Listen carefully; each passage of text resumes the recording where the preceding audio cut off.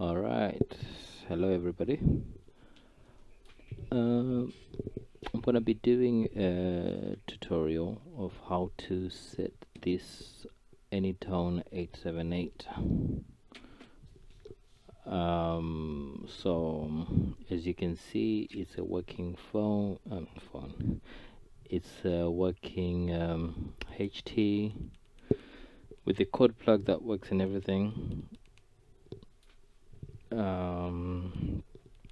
So it's a UV2 plus firmware 3.05. So what I'm going to do is I'm going to reset this, delete everything, and start everything from scratch. So if you are near the this grid square IO91SV or Luton, this tutorial will be very much aligned with you. I'm going to be using the references around me. So yeah, so what we're gonna do is alright, first things first, switch this thing off and reset it. Now how do I reset it again? It should be PTT and soft key 1, switch on. There we go. Would you like to initialize? Alright, there's no going back from this. Confirm.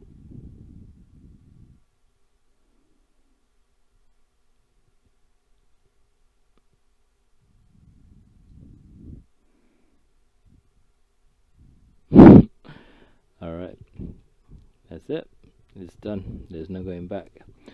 So start things with the date and time. So British summertime, so we are +1 UTC, and then I'll just say confirm. I'm not going to worry about that one for now because I can just use GPS to update the time to the correct time. Alright, so device is now factory. Okay, now to work on DMR or to use this on DMR, actually let's start with FM actually. So let's say you don't know what the shortcuts are for the soft keys on this. So right now I'm on digital. Okay, I want to be on FM to program in a local repeater. So let's hold P1. Let's hold P1 and see what happens. P1 did not do anything. Let's hold the green one. Okay, that didn't do anything. Let's hold P2. That didn't do anything. Let's hold the red button. Okay, red button is contact. On the Anytone, you can press the hash key to return back to the home screen from anywhere. So you could be anywhere in the menu, press the hash key, it takes you straight back to the home screen. Alright, let's try this side soft key. Let's see if that changes us to analog. Nope, that didn't do anything. Alright, so our soft keys are definitely not doing anything, so let's configure them. I'm gonna try and do everything on the HT. You can do it in Codeplug, but let's go old school first. Let's do everything on the HT. So I'm on settings right now. I'm trying to get this to focus well. My god. Alright, where I am is settings. Let's lower the brightness first.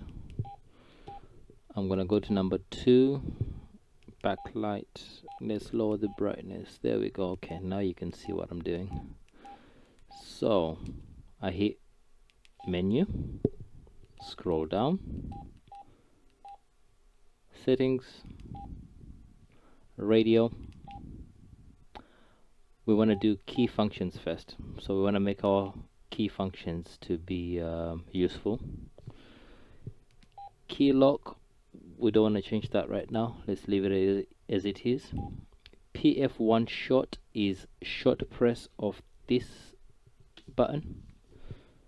So what I would like that one to do for me is let's put that to the side. Let's look for PF1 long. PF1 long, we want option 35. Okay, option 35 is not on there anymore. Switch on type is on option 32 this time. Okay, and then the bottom one, PF2, this one, I like this one to be my scan, to start scanning. So I'm gonna look for scan.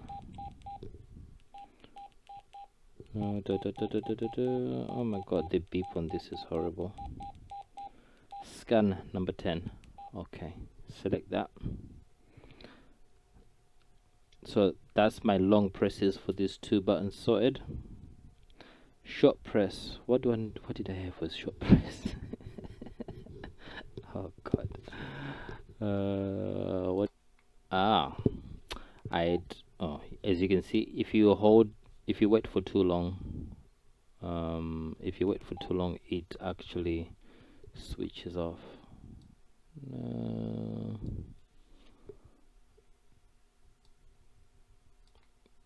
It actually switches off. Let's make this as big as possible.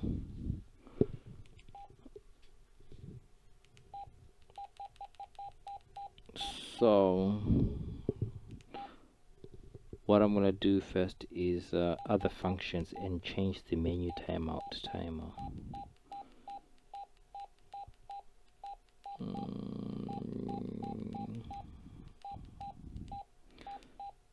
Menu timeout timer, menu exit time. Let's make that as long as possible, otherwise this tutorial is going to be long. So I've put it on 60 seconds for now. Okay, so we were editing key functions. So PF short press, I want that to change power. So I want that to change my power level. Where is power? Where is power? Where is power?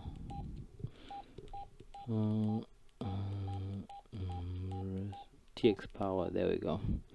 So that's our short press. And then PF2 short press, we want nuisance delete, so to skip a channel. So N for nuisance delete. Where are you? I feel like they've added more things that you can customize on this menu. Alright, PF2 short is now nuisance delete. PF3 is this green button. Looks bluish on camera. So that's gonna be my CTCSS tone, select whatever for that setting. So let's look for CTCSS, that one. Okay, what else do we want to change? We want to change P1. So P1, we want that to be our main channel switch. So P1 short press is our main channel switch, which it's already selected for us. Perfect. P2, I would like it to go from VF4 to memory, which is what it's already been set to, so we leave that as that. Okay, PF long, we've set that.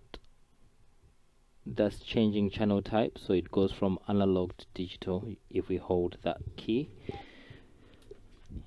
PF2 long, we said is for scanning, so that's nice and easy for us to start scanning function. PF3 long, which is this one, we set it for short for CTCSS. For long press, we wanna switch off the sub channel, so we can have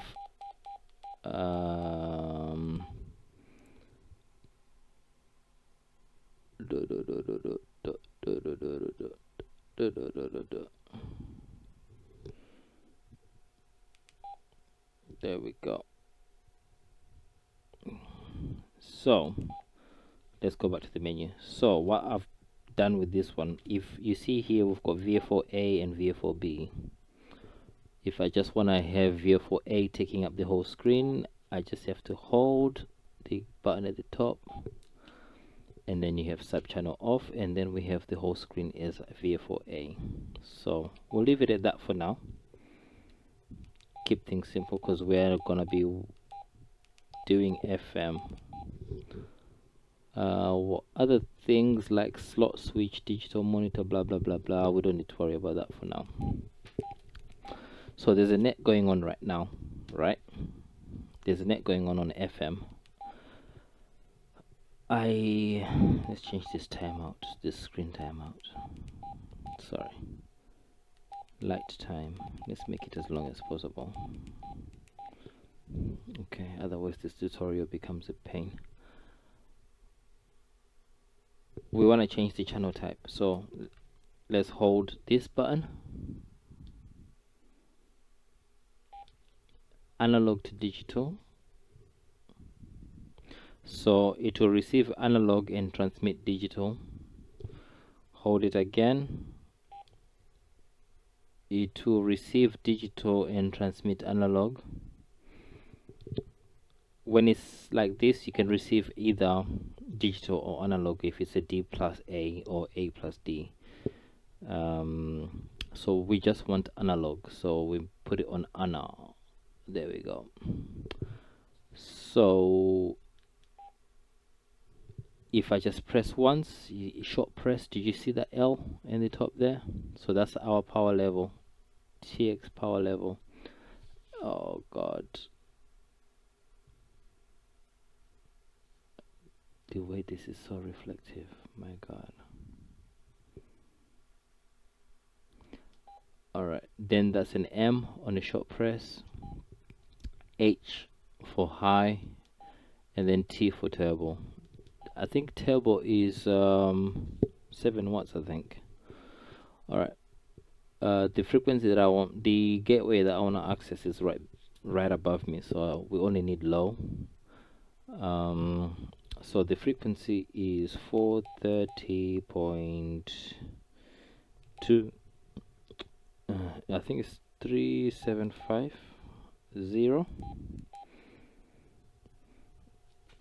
If not, we can just scroll this until it comes into, or maybe it's 2375. Alright, I love technology, man. It makes things so much easier. You can see exactly what I'm doing. It's just fantastic. Okay, we're gonna open the repeater book. So I'm trying to access this IUD. So I was completely wrong on my frequency, as you can see. 430.0375. Press the hash key and then now we're receiving. Oh, that sounds nice. Now this is a simplex gateway, so it's going to be narrow band, not wide band. So let's change that. Oopsie. So I'm pressing menu, then I'm going to go to settings. Ignore that. Let's put that actually on silent, do not disturb. Let's put that on do not disturb, or is do not disturb. That's dark mode.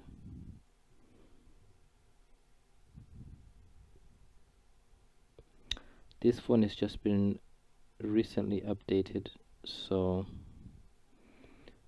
my notifications and everything is moved. So yeah, okay. When I go to channel settings, because this is related to the channel, we don't want to change channel type, but we want to change bandwidth. So we come to option number 11 here. option 11. Okay, so we want to change bandwidth.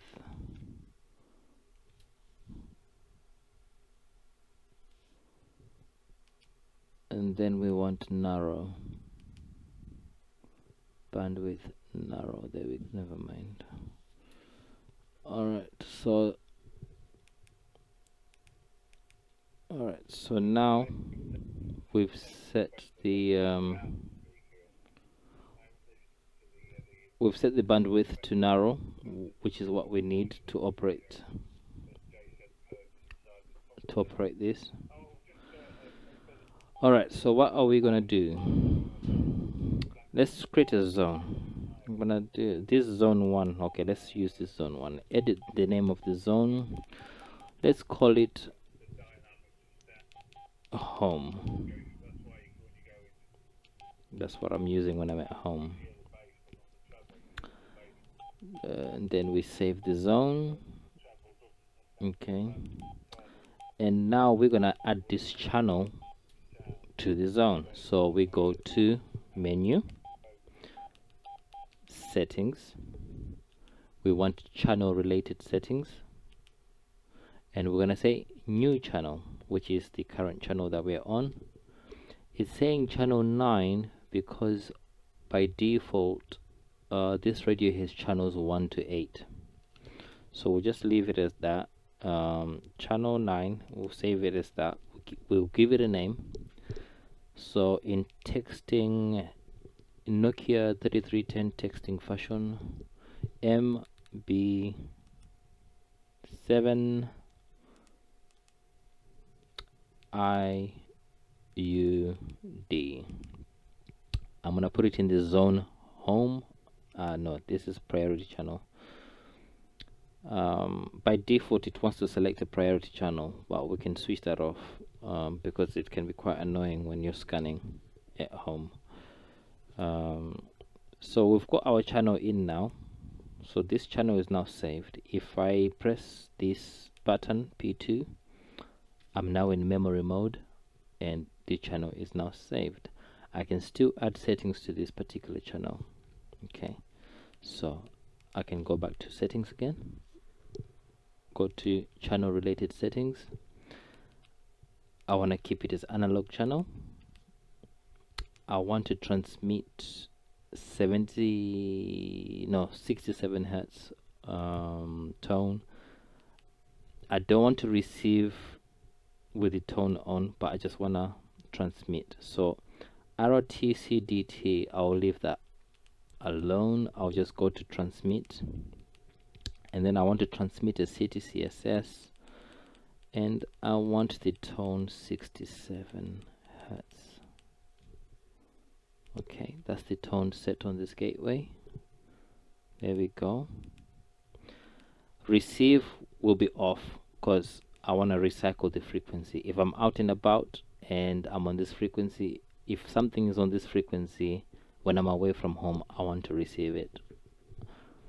So I'll leave this as off and I'll leave this alone. Optional signal, we don't need that. TX power, I'm at home, I can use low power. Offset, not needed. Squelch mode, we'll keep it as RF squelch, we don't want tone squelch. Bandwidth, we want it narrow.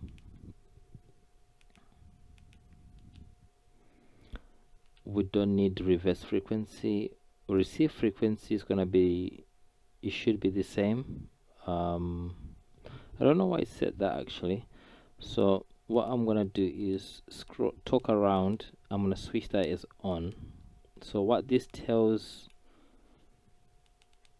this channel is my receive frequency is the same as my transmit frequency. 430.3750. Confirm, and then my TX is gonna be the same because I've switched on talk around. Yeah. Name is already set.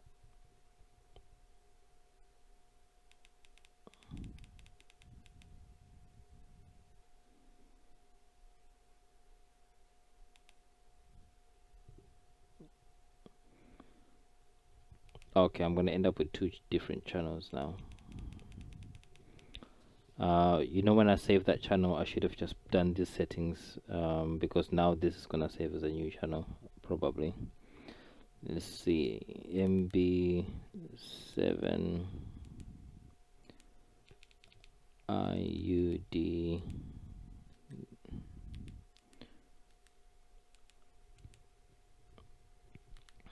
Let's just put it as 2 on there so that we can see if we saved it as a. We want busy lock off, TX prohibit off, and we don't need all the other settings. Okay, we're not receiving APRS on this frequency. There we go, and then we leave it as that. So if I were to transmit, there we go, it didn't change frequency, it's in simplex mode. And this also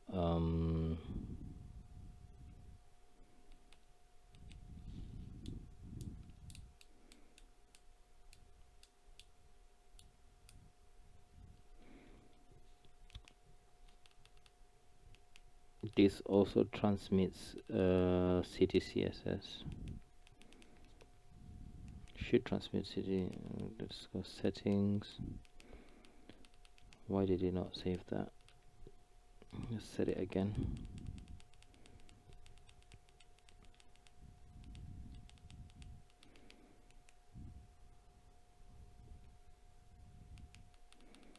Settings, check.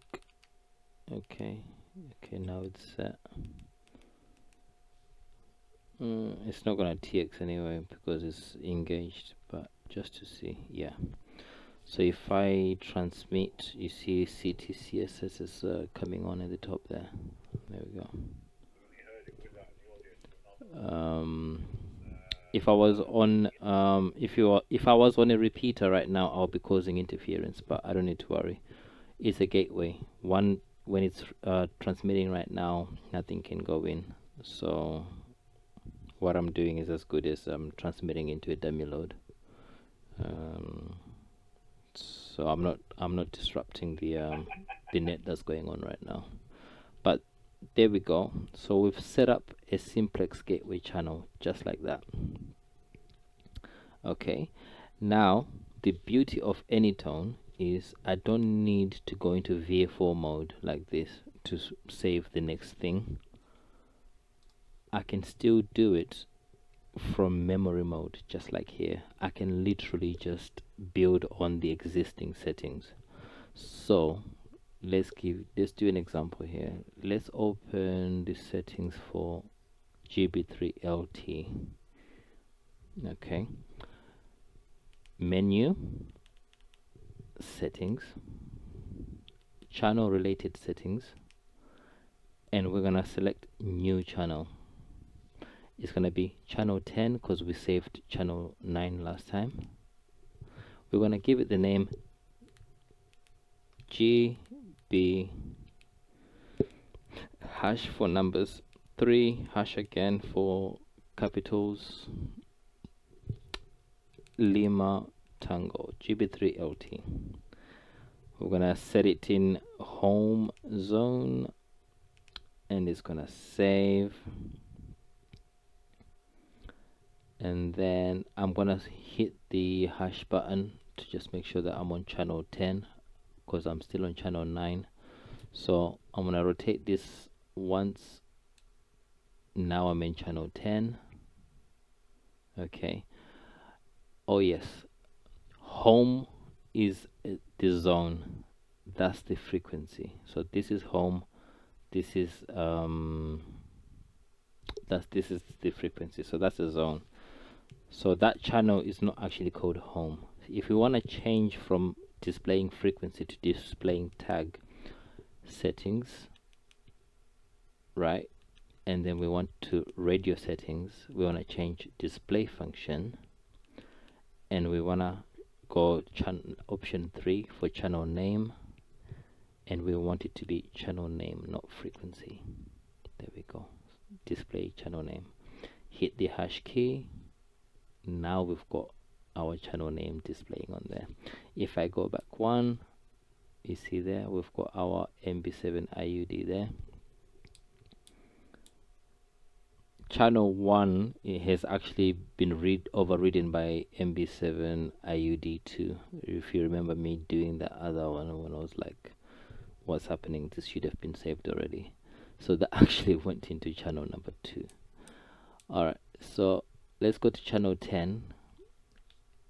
The frequency for channel 10 is wrong. Is this frequency here, so we want to edit the frequency for that one. So go to menu, settings, channel related settings. Now we want to change the CTCSS code, because what's on there is for MB7 IUD. We want to change it to GB3LT, which is tone 77. Okay, so we select 77 there,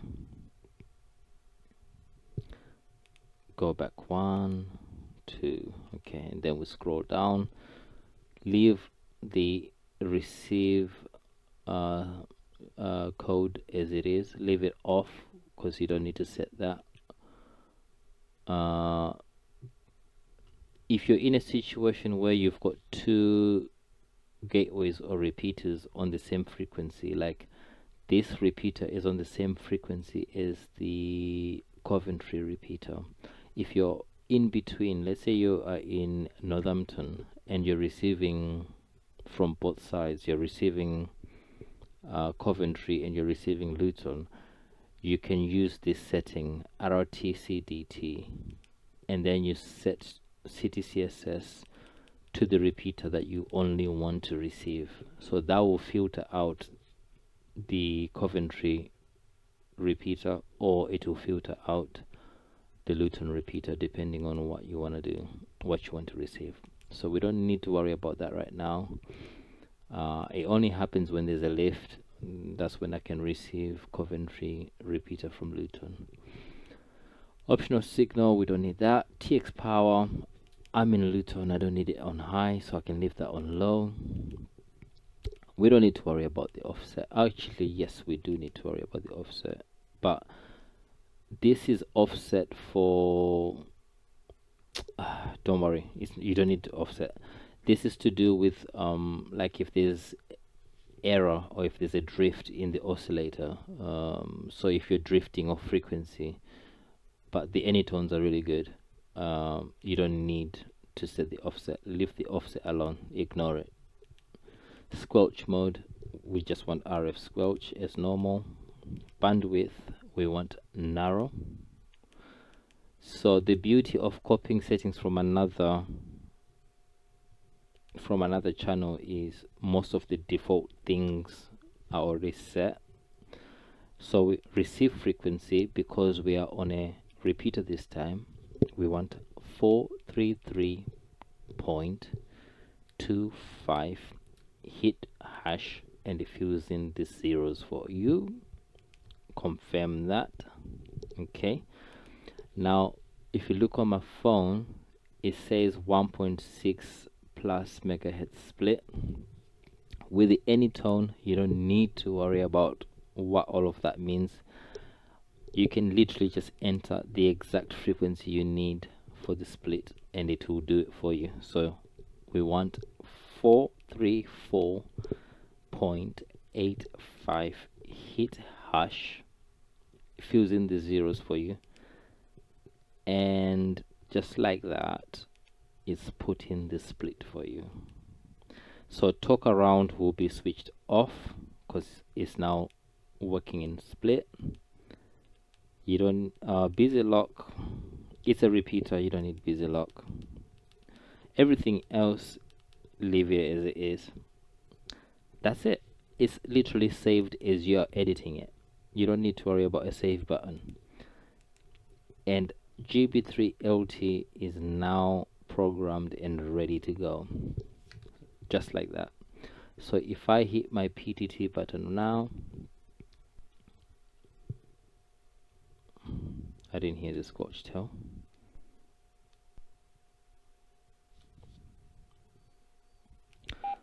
Let me double check my CTCSS. My CTCSS didn't save.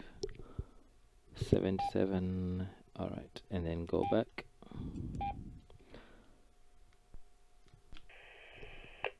There we go.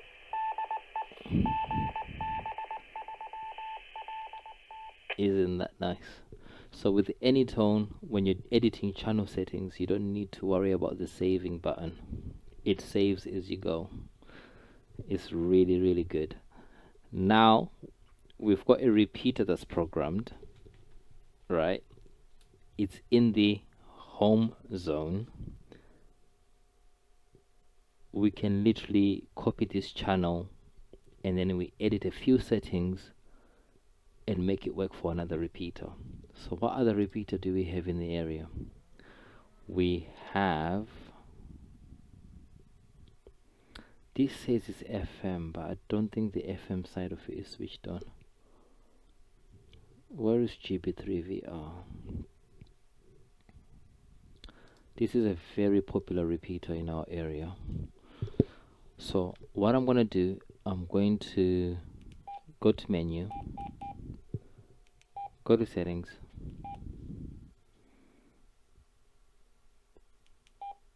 channel settings, duplicate this channel. So we're going to go to new channel. It's going to tell me channel 11. There we go. And we give it a name. Sorry, my mind went. GB3 VR Victor Romeo. Oh, I need to put capitals.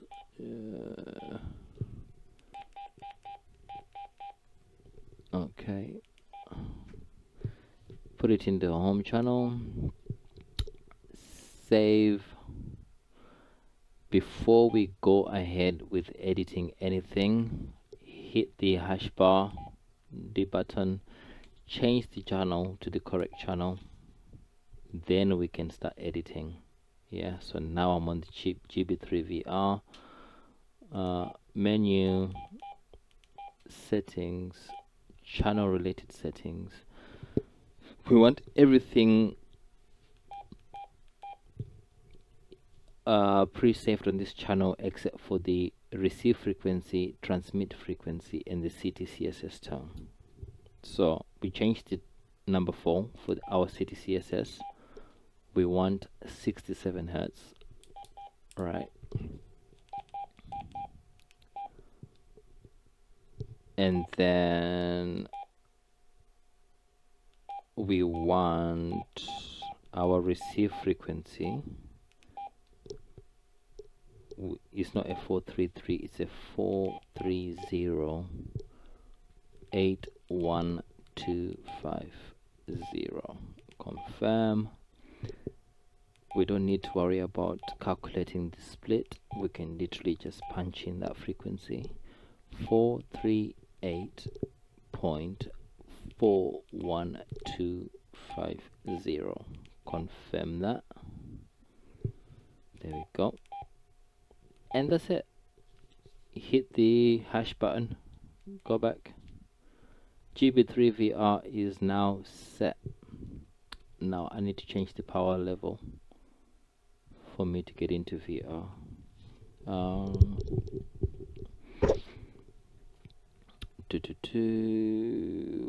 What should I do? Okay, let's change the power to turbo. On a good day, I can get into VR if I raise the HT. Alright, let's see.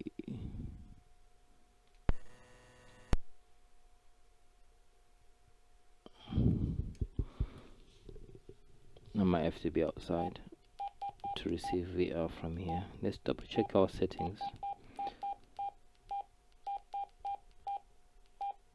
receive frequency 430.81250. Transmit is 438.41250.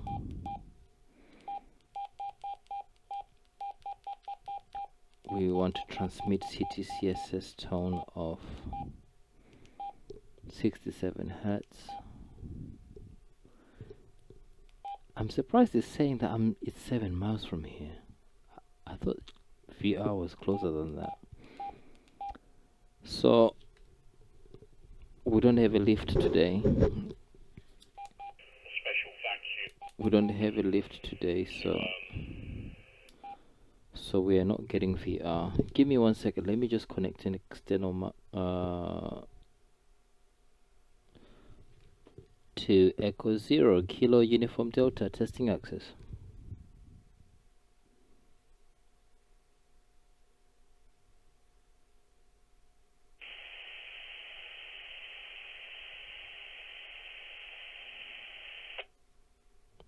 Okay, that's worked, but it's not working like it normally does.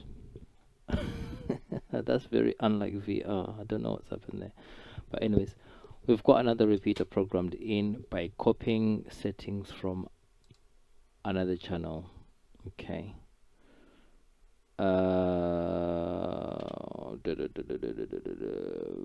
Trying to think.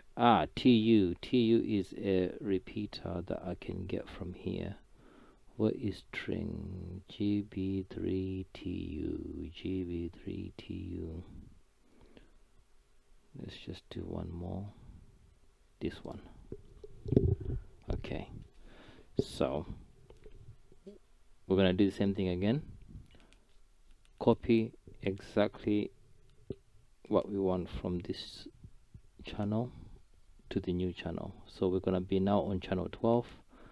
Give it a name, GB3TU. Save, and before we edit the channel, we need to change our channel to the next one, because remember, everything that's being edited is live. Alright, so the settings right now, though it says GB3TU, there are still settings for GB3VR, so we need to change this to GB3TU settings. So we want to change the CTCSS tone, option number 4, to 77 Hertz. So that's our transmit CTCSS set, and then we want to change our receive frequency to 433.225. hit the hash key and it fills in the zeros for us. Press OK, and then enter our transmit frequency, which is gonna be 434.825. hit the hash key and that's saved. There we go. So receive is 433.2250. TX is 825. That's it. That's all we need to do. Come back. Let's do a test transmission. 2 Echo 0 Kilo Uniform Delta testing access.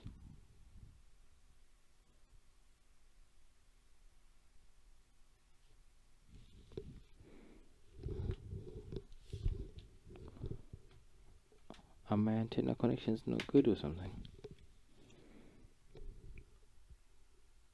77 Hertz, fine.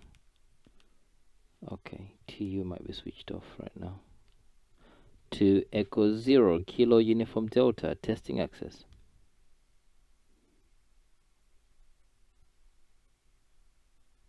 Okay, it's switched off. It was being abused recently, so I think it's been switched off. Let me just double check my transmit frequency for VR. Yeah, it's fine. 438, 430. Anyways, that's FM for us. We're now receiving VR right now. So VR is alive. Can't say the same thing for GB3TU. It's been switched off. MU 10 miles. I don't think I can get it from here. There's a net going on right now. If I could get into it, let's just type in the frequency. 43935. Yeah, I can't get it from here. I'm trying to think, where can I go where I know this traffic right now. 43932.5. Yeah, GB7VX is switched off. There is nothing coming through from there.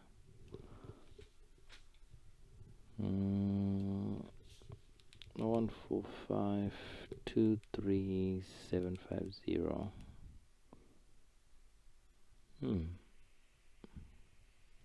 Yeah, Jay's gateway switched on. I think people have just gone to bed, so the traffic has stopped. Yeah.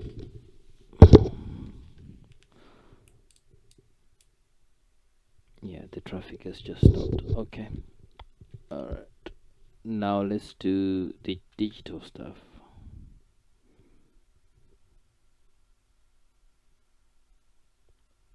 So, to work digital,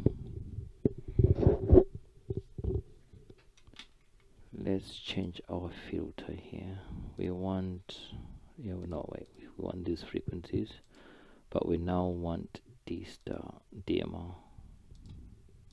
Okay, let's leave it as it is. Let's look for DMR.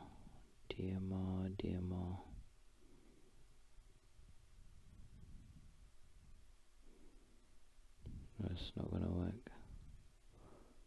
I think there's TM. That's fusion.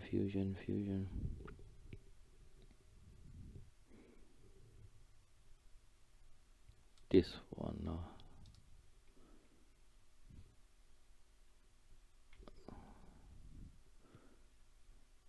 Is it CT? The string one. Alright, let's use DMR only in our filter.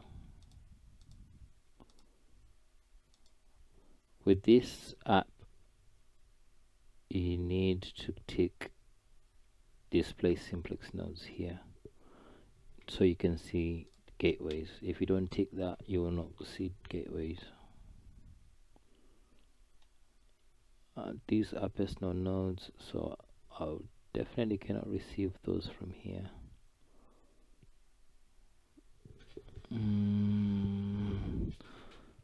Milton Keynes, no, there is too much between us. I don't think I can receive that. Let's try this one. 145. Okay, let's see if I can receive it. 145.63750. 145.63750. We want to change the type to digital now. Okay, we now want to change the color codes, etc. So we want to change channel settings. We want to change receive frequency is 145.63750. Transmit is 145.03750. Confirm. is not to talk around. We want our radio ID.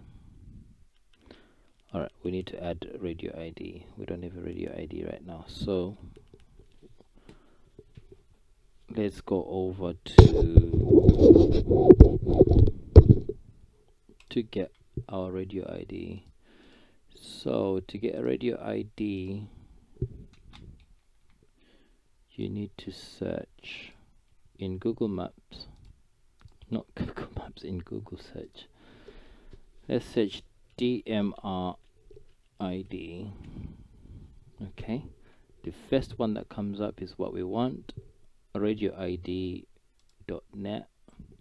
okay, if you're already not registered on this website, it's very easy to register.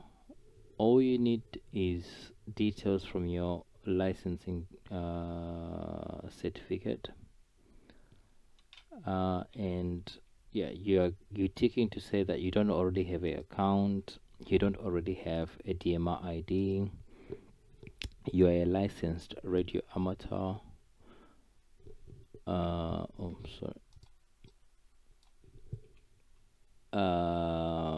You've searched to verify that you don't have an account, you're not registering a repeater keeper call sign, and you're not registering a call sign to change an existing call sign. For example, if you're a foundation license and you're now a 2E0 intermediate, you don't need to re-register again. You can just give them the new license document, and they will update your details to the new call sign.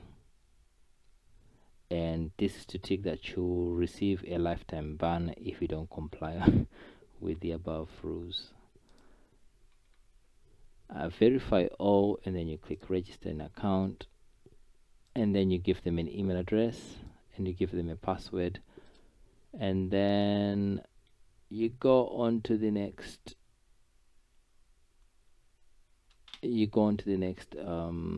screen, where they'll ask you your personal details, and they'll ask you to upload a picture or PDF of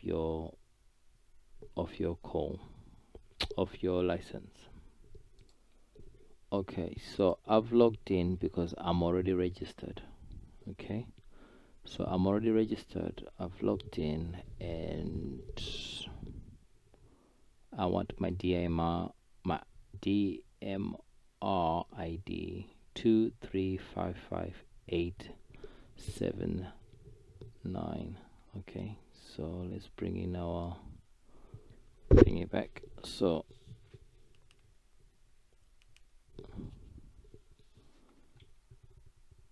let's make this nice and big.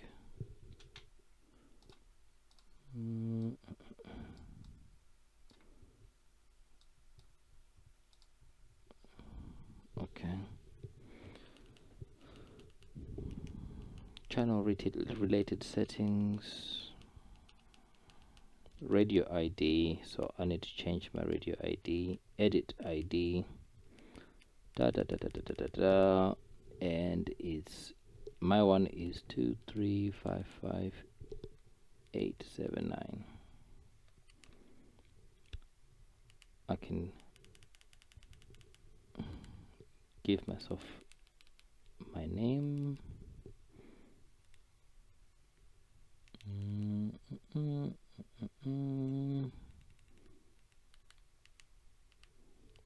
then save. So now we've got a radio ID in here. Is going to work. Select radio ID.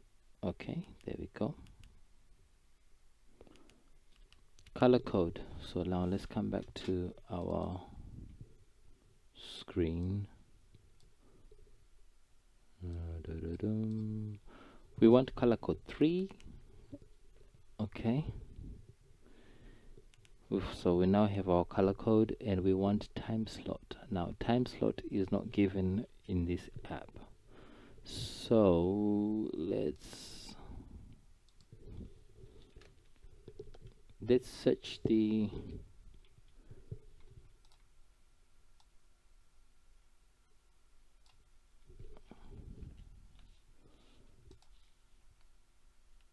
let's search the repeater call sign.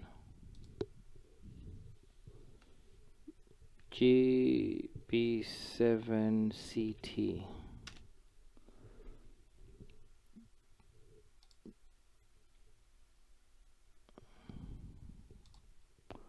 I am human, let me in. Alright, so these are the extra details that we need.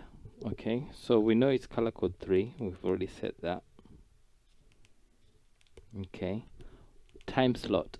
Okay, so time slot 1 and 2, it's not specifying what they are for. Why is it not specifying? Okay, alright, we'll take time slot 2. Time slot 2 normally is local use.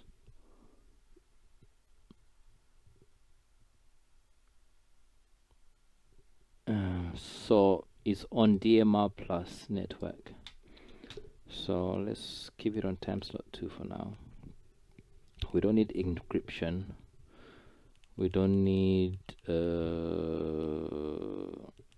RX group list. Now with Anytone, you actually don't need to worry about this. It will just receive anyway. So I'll just select that default one that's on there right now. Okay. And then what I'm gonna do is I'm gonna switch on digital monitor to both time slots. So if anything was to come through, I'll receive it. Now let me try another website. Let me try another website and see if I can get details of these time slots. Where is the repeater keeper website? Is it not Hertz repeater group?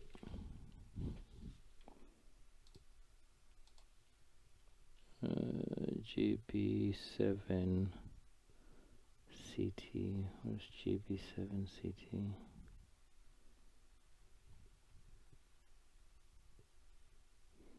No, it's not on there. I thought it would be on here.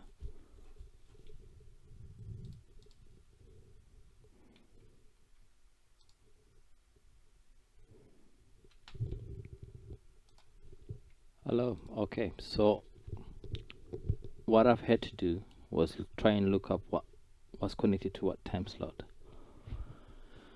So in QRZ, I've put the call sign. I've searched the call sign of the repeater, and it's telling me that it's on Phoenix, UK. Okay, so if it's on Phoenix, UK, I just googled Phoenix UK dashboard, which is IPSC2 dashboard. Okay, and repeater information, and just search this. So this is number 10 is one we want here. So that's the ID of the repeater. Okay, so we're gonna need this. Is it even on this page? It's not even on this page. Okay, anyways, number 10, that's the ID of the repeater. We're gonna need that later. Time slots. So on time slot 1, there's top group 1, 2, 13, 235, and 2350. Okay, time slot 2, we've got 810. So we want time slot 1. So most things on time slot 1. Time slot 1. Okay, so now I'm on time slot 1. Now what is behind this 2350, this 235? Okay, I want to know what's behind this 235. So we want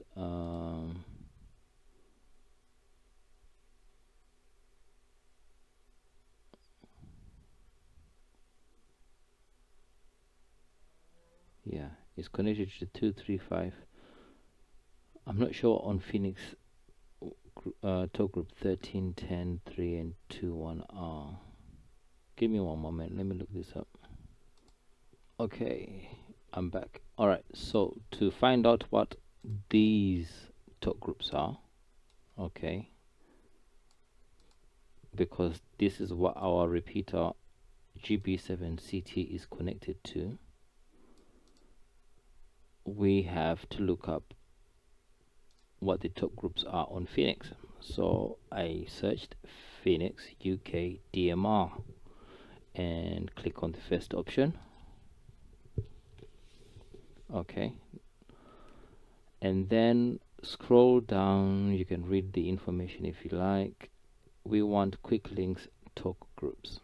We know what the repeater we're connected to. We want talk groups, and there we have time slot 1 and time slot 2. Yeah, so we know our repeater has most things on time slot 1. So time slot 1 on Phoenix network, talk group 1 is worldwide calling channel, 2 is Europe calling channel, 3 is North America calling channel,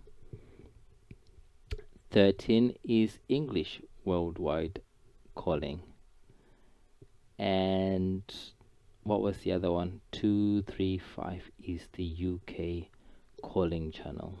Okay, 235. So what I'm gonna do is I'm gonna add 235 calling channel so that I can use it, because right now if I transmit, I'm gonna be transmitting gibberish. You see that? Contact 1 blah blah blah blah. I'm just transmitting gibberish. It's not gonna go anywhere in the network. Even if I come to the dashboard right now, it's not even gonna come up on there, I don't think. Oh, I did come up here. Alright, let me stop transmitting gibberish. So talk group, I want a new contact. Okay, I need to put in a new ID. You see this bit that says private ID, I need to change that to group. So I'm gonna hit the hash key. Now it's talk group ID. Now we want our top group that's programmed in the repeater 235. 235. So these talk groups, the talk group that's on this repeater is called static talk group. So it's always connected to these. So always our number 10. So it's always connected to these 1, 2, 13 and 235. Okay, so I confirm that. I give it a name. So our 235 is called UK calling. So UK space calling.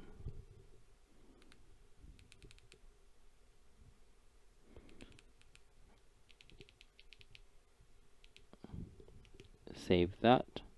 That's what we need to do. We don't need to put cosine again. That's it. And then we save it. Okay. And then we hit the hash key to go back to the home screen. So I'm on this right now.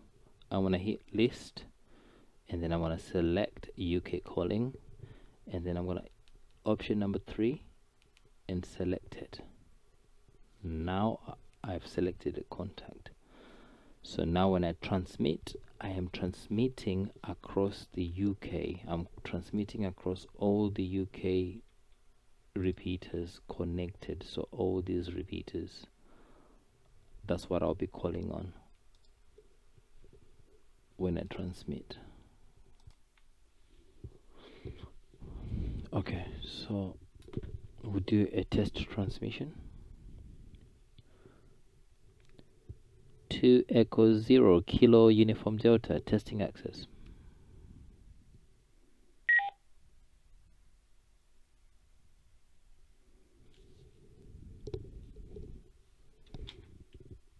Let's open the dashboard. Let's see if we actually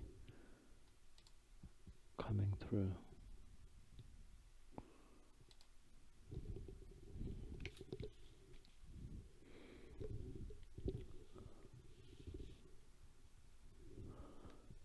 Two Echo 0 kilowatt Uniform Delta testing access. Oh, did you see that? We had a repeater out of range there. That's odd. Alright, let's turn up the power. Let's make it turbo. I'm on the correct frequency, right? 14563,750.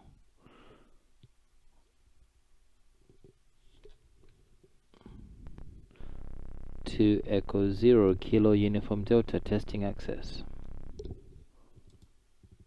Okay, I was coming through that time. I was on the dashboard. Okay, so that worked that time. So I needed to up the power a bit.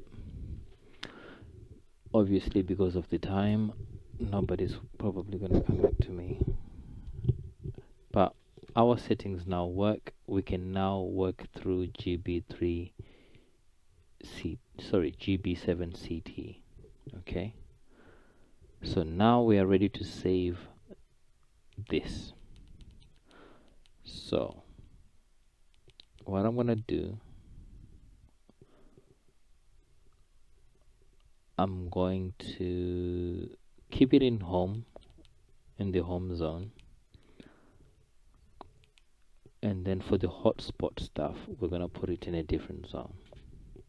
So it's gonna be saved as a new channel, channel 13 this time. Okay, and we're gonna give it a name, GB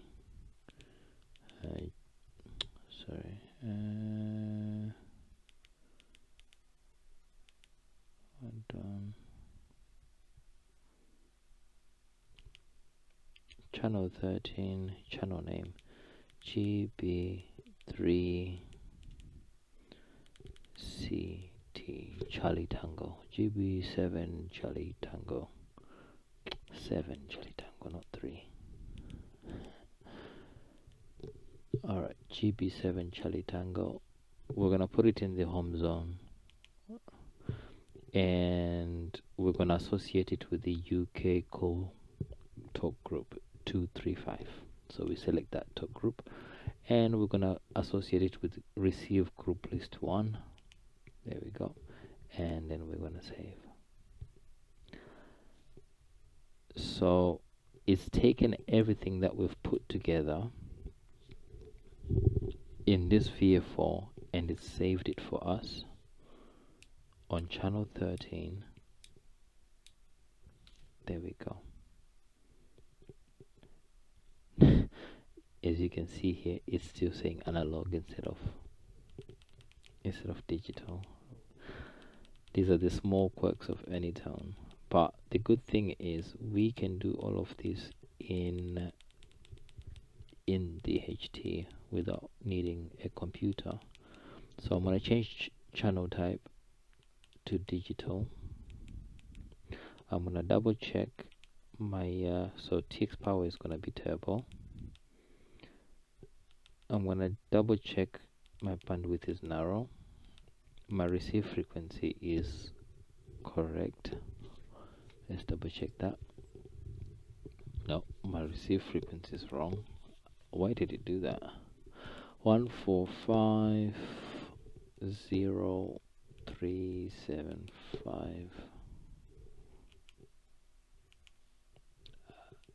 I need another 0 there. There we go.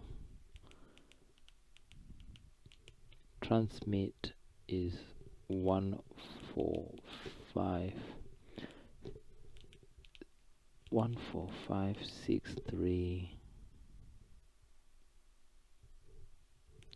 Oh wait, sorry. That's not the correct one. It's 1456375. This is what you're receiving on your radio. 1456375. That's That's what we are receiving on the radio, and this is what we are transmitting into the repeater. So it's 1450 145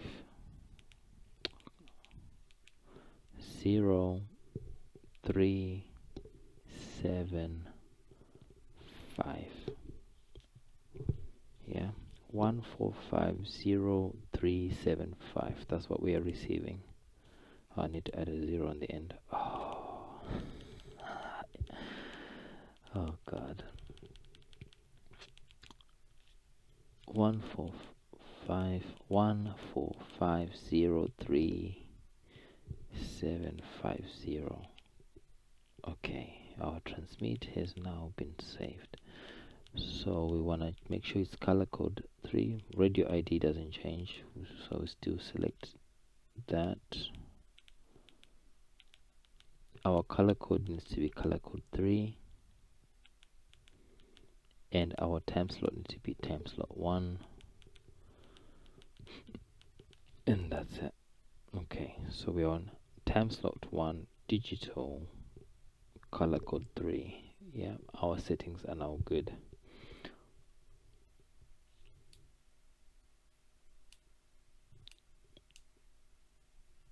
Oh God, I just edited the wrong channel. Anyways, never mind. Oh God, it's GB7CT. That's what we wanted. GB7CT is what we wanted.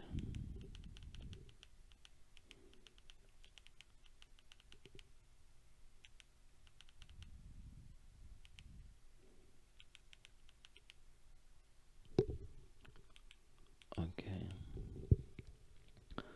Talk around. Radio ID is the same. Color code is 3. Time slot is 1. Oh, it's really important to double check you're on the correct channel before you start editing, because you could edit the wrong channel.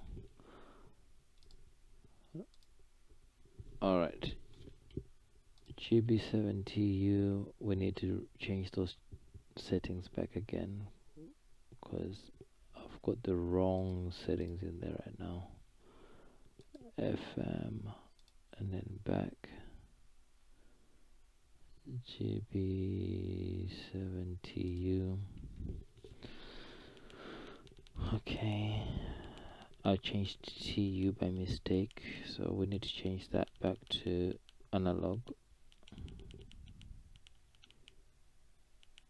Check analog CTCSS 77, yes, and then bandwidth, keeping it narrow, yes. Receive frequency is 433.22500.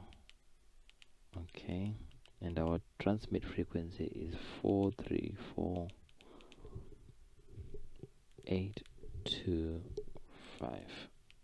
Okay, and that's it. We've now fixed that one. But anyways, the repeater is off at the moment, but we've put the correct settings in there now. Okay, so that's how you add a DMR repeater into the HT. Okay, let's do one more. So that little green that you're seeing flashing there, that's a repeater check. Okay, so if it wasn't receiving from the repeater, it would be red, and then it will write on here, repeater out of range.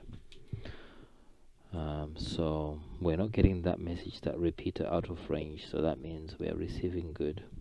Okay, next thing that we want to do is let's switch on GPS. Let's get some GPS coming through. GPS mode, we want all,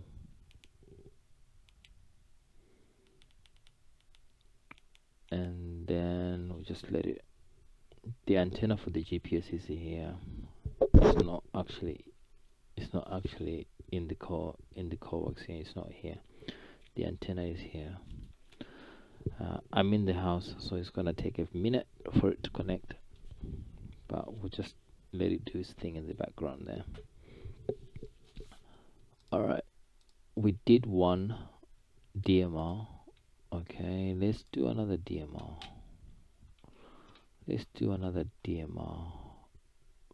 I'm really crossing my fingers that this repeater is switched on and working.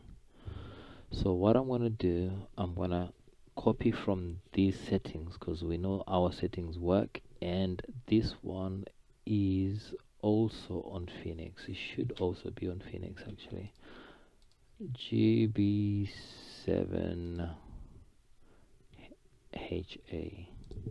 Let's have a look. GB7HA, where are you? GB7HA. No, I don't see it. Okay.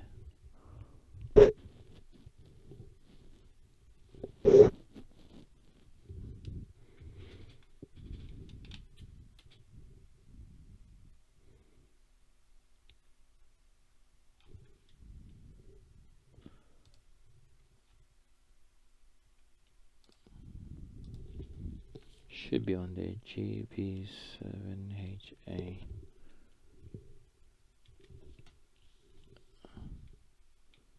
I didn't do anything for it.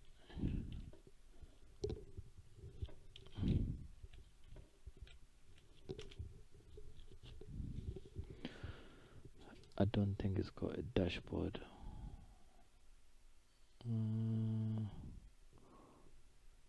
Okay, it's operating split. Time slot 1 is FreeStar, time slot 2 is Brandmeister. Okay, on air. So let's put these details in.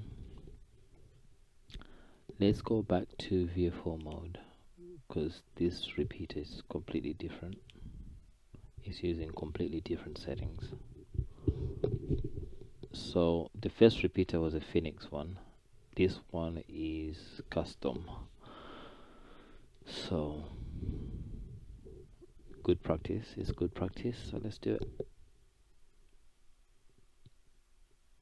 So we receive from the repeater 439. This is where this language can get confusing for some people. 7500. Okay. Uplink is what it's transmitting. So the repeater is transmitting this, and this is what we are receiving into our radio. That's why I've put it in here, 439.2875. Okay. Now let's go into settings, channel settings, and we want to change. Let's make sure it's digital. Okay, yes, it's digital. Let's set our receive frequency. It's 439.287500. Our transmit frequency is a very odd shift, which is offset, which is a 9 megahertz. So 430.2875 hash for the extra zeros, and then save. Okay, so for my TX from my radio, I'm putting that frequency in. Okay, we're already having a green flash here, so we've got some at least some confirmation that something is happening there. We don't need to worry about the name now. We don't need to worry about those. Radio ID never changes, it's still Alex. Okay, color code. Now he's got custom color codes here, Matt. So he's using color code 7 for his repeater. Okay, so we go to 7, and then time slot 1 is FreeStar. So let's go on time slot 1. Let's give that a go. Let's see how that goes. That's it. That's what we need to do for now to get it to work. So what I'm gonna do is connect to FreeStar. Is it on Peanut? Because Zello is alright, let's go Echolink. Let's go Echolink. Let me show you my phone screen. Let's go via Echolink.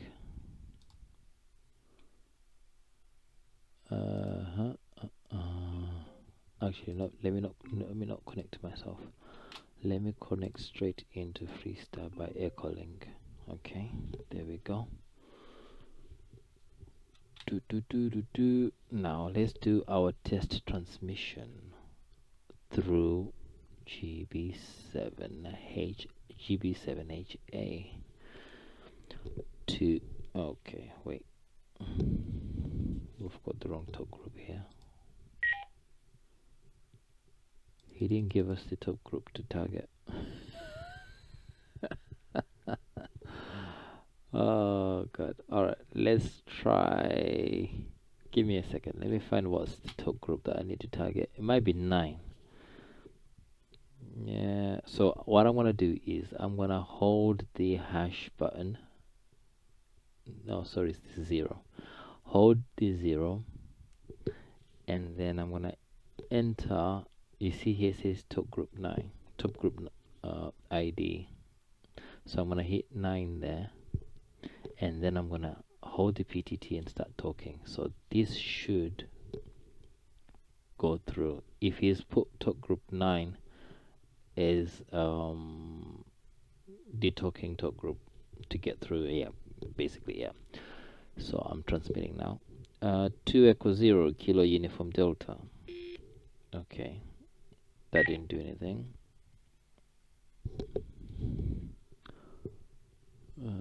So it's not 9. Could it be 0? Let's try 1. 2 Echo 0 Kilo. Yeah, it's not going through. No repeater there. Let me. Okay, so what I had to do, let me show you what I did to find the information that I need. So I googled FreeStar. Okay.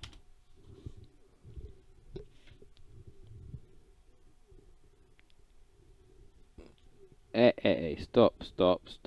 I'm not talking to you. These things. I don't know if you were hearing that, but these things. Alright. I went to the FreeStar website, and actually I went to the FreeStar dashboard. So let's put in FreeStar dashboard. Okay. On this screen, I went to System X because on here we don't have GB7HA, so we know it's not Phoenix. So there's no point in clicking this one because it will take us to this dashboard. So we went to System X dashboard, and then we click Start. And then if you scroll down to the bottom, you can actually see here GB7HA. Bingo, that's what we want. So GB7HA is connected to FreeStar. It's not time slot specific. So what I'm gonna do, because it's not doesn't have a talk group, it's not targeting a talk group, is it? I'm gonna transmit the DMR ID. So 2234110. Let's give that a go. So 234101. Okay, 234101.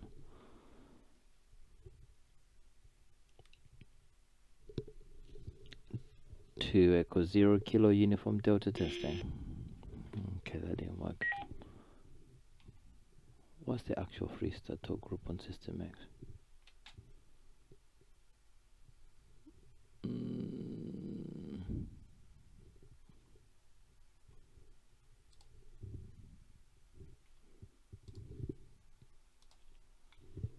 Okay, so once you're on this website, on this dashboard, you can see our repeater here, GB7HA, so we know we're in the right place.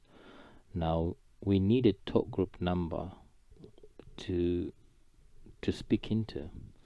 So it's saying that on this scrolling message here, FreeStar System X UK Master. Let's wait for it. DMR host, PyStar, DroidStar, blah blah blah. Blue DV. Come on, get to it. It's gonna tell us the talk group number that we need to key into to get into the system. Oh my god, why does this take so long to get to the message that we need? Blah blah blah, hosted in London. Yeah. So to connect to this system, look for FreeStar United Kingdom. We're not doing that, we're trying to access it through this repeater, so we actually need a talk group number. Oh my god, this is so long.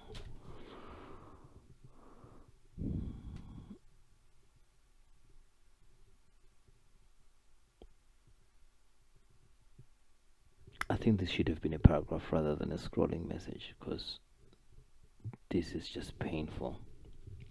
To access UK visit talk group 2350. So that's what we need. So 2350 is what we need to have in our radio. So we're gonna do new contact. Okay. And then we are going to do group ID 2350. Okay. And then we want to give it a name, because we're accessing this through this repeater. We want to, okay, we'll just call it FreeStar because it won't matter anyway.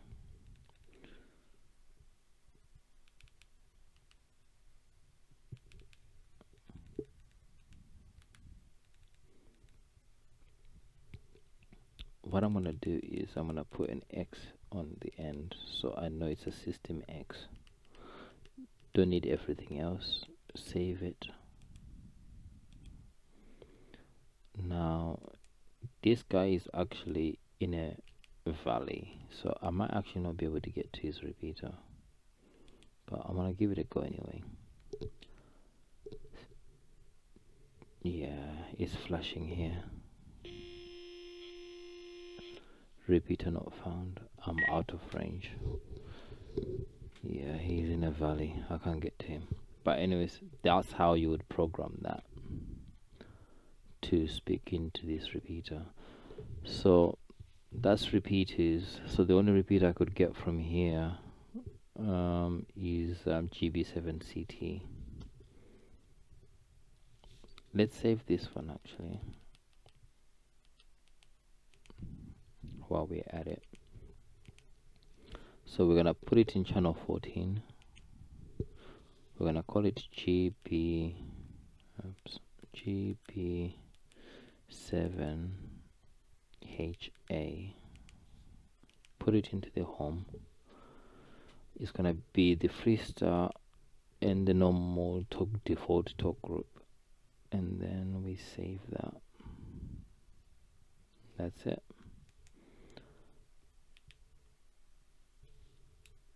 So GB7HA, talk group 1. Okay, it's good to go. So it's unfortunate that because of where it is, I cannot, it's flashing red, so it cannot find the repeater. I'm out of range. He's in a valley. So the next thing that we're going to do now is to connect it up to a hotspot. So what you want to do is register. You need to register on Brandmeister.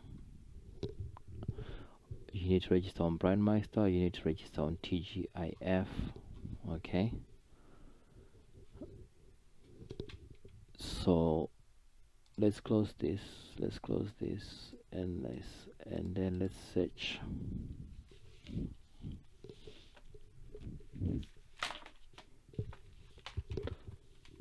Brandmeister. Okay.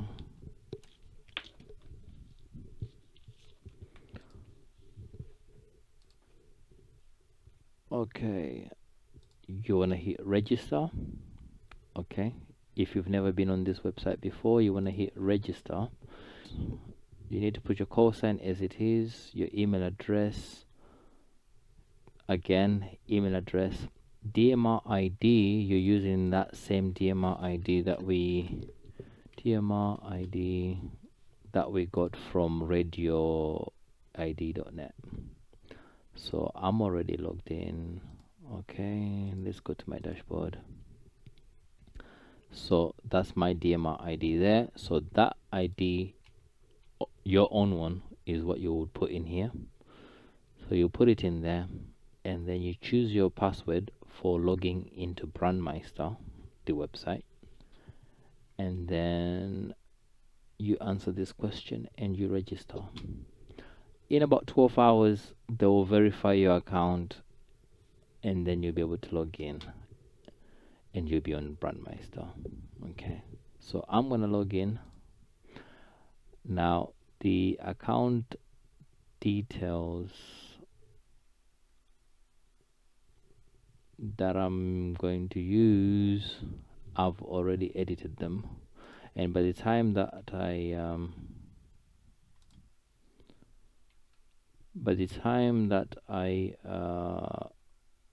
upload this, I would have changed them again. So to make things simple, I'm going to be telling you what the passwords are, so you can tell the differences in passwords.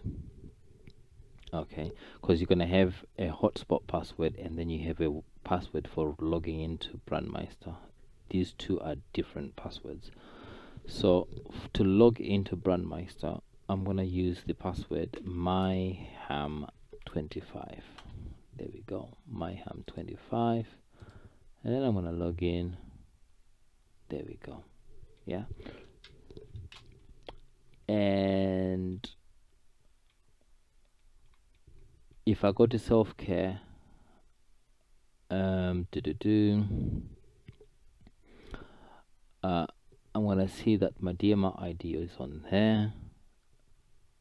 Leave this as default. I'm not gonna be using APRS through the radio on this through this hotspot, so leave it as it is. And then hotspot security, this box is very important. So this is what we're going to use in the hotspot. So I'm going to choose hotspot security to be capital A for Alex, and then I'm going to HOT25. So Alex hot 25. Click save. So that's my hotspot security. Okay, it's not the same password that I used to log into the website. It's a hotspot security.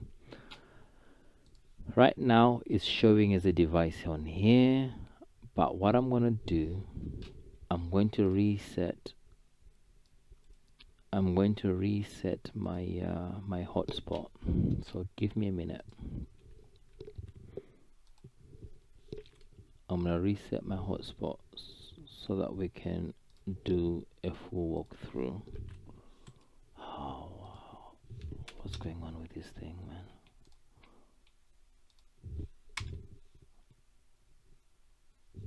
My keyboard has stopped working. What's going on?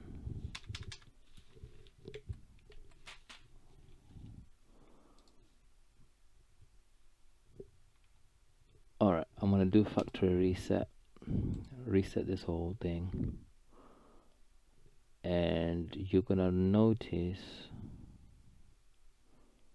oh, it's telling me that there's an upgrade. Alright, we'll do the upgrade after. Let's do factory reset first. Warning, yes, I want to delete everything and start again.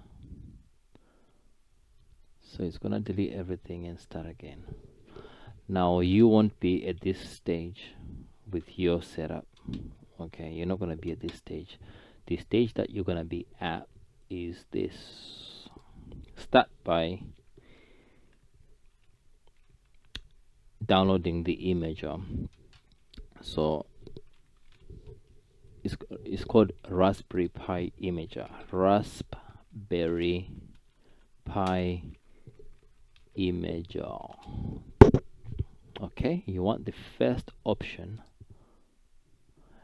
This is the program you want to download. Okay, so download for Windows. Let's save it. I like to put my things in amateur radio. Never mind, let's just save it there.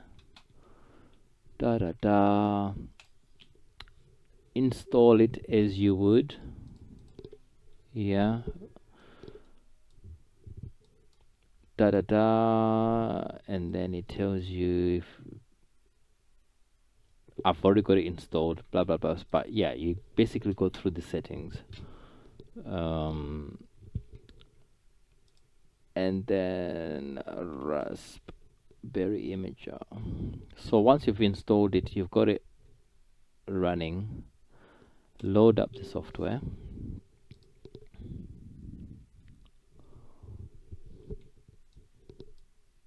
It's telling me there's a newer version. I might as well just install the one that I've downloaded then.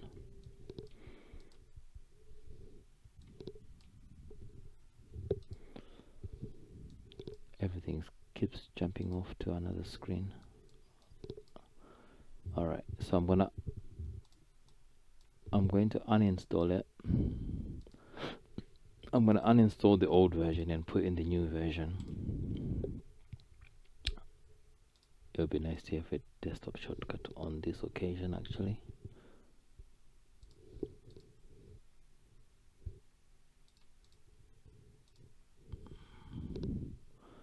And then we're gonna let it launch. We've got our nice little shortcut, which is right hiding somewhere. So that's our shortcut. That's what it looks like. So it's gonna ask me to choose a device. So I'll be using a Raspberry Pi 3B, which looks like this.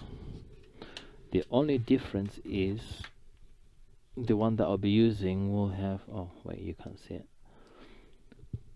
I'll be using a Raspberry Pi 3B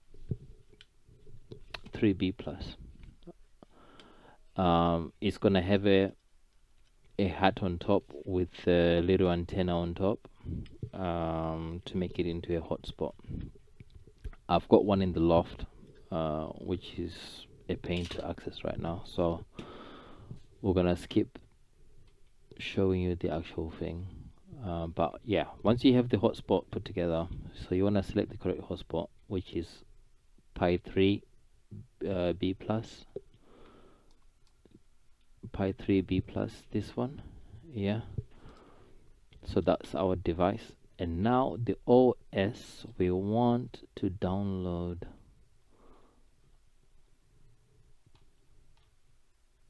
the Raspberry Pi image. Now we want PiStar. Okay, the image is called FreeStar. Okay, put that into Google search, first option, and then we want the latest version. Okay, and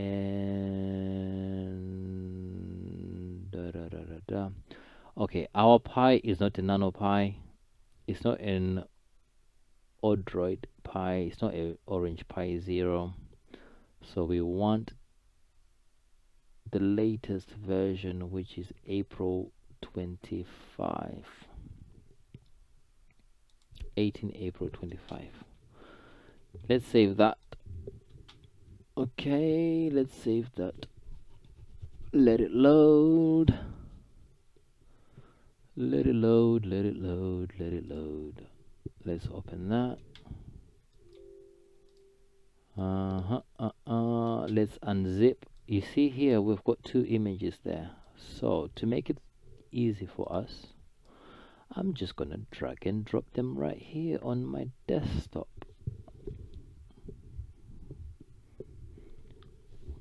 Keep things simple. Let that load.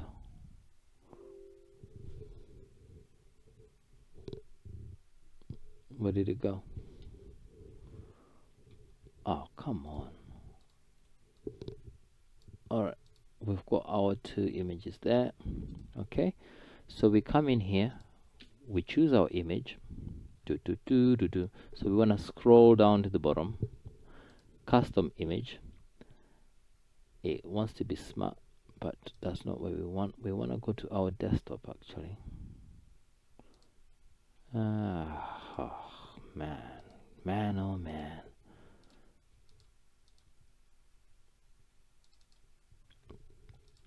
There is my Pi image.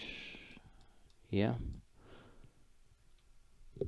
it's on my desktop. That's my Pi image. Okay, now it's asking me to choose a storage. Oh god, let me see, do I have a spare?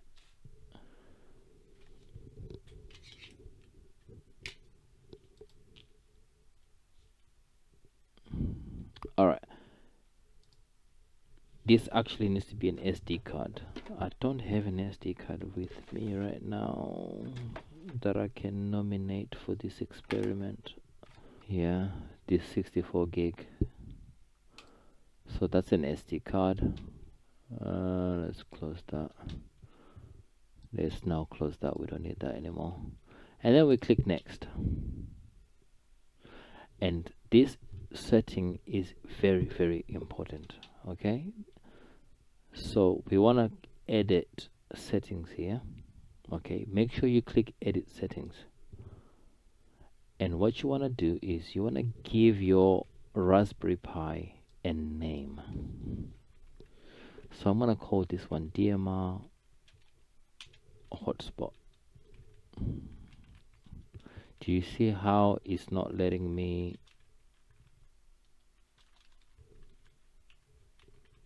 put in a space? There's no space character there. Username should always be FreeStar, and password should always be the default Raspberry. So let's not touch that. We'll keep that as it is. Actually, let me just change that. Raspberry. I've put it in capitals. Let's put small letters. Raspberry.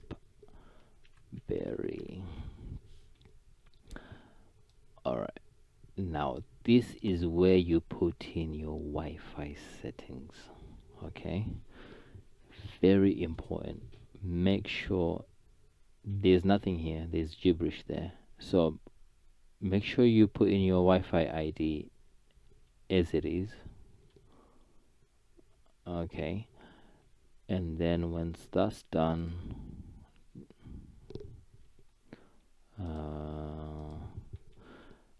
so SSID, make sure that's correct. Make sure the password is correct. Make sure this is GB. Tick local, set local settings. Europe, London, keyboard layout GB. And then on services, make sure this is enabled. Enable SSH, and then use password authentication. Okay.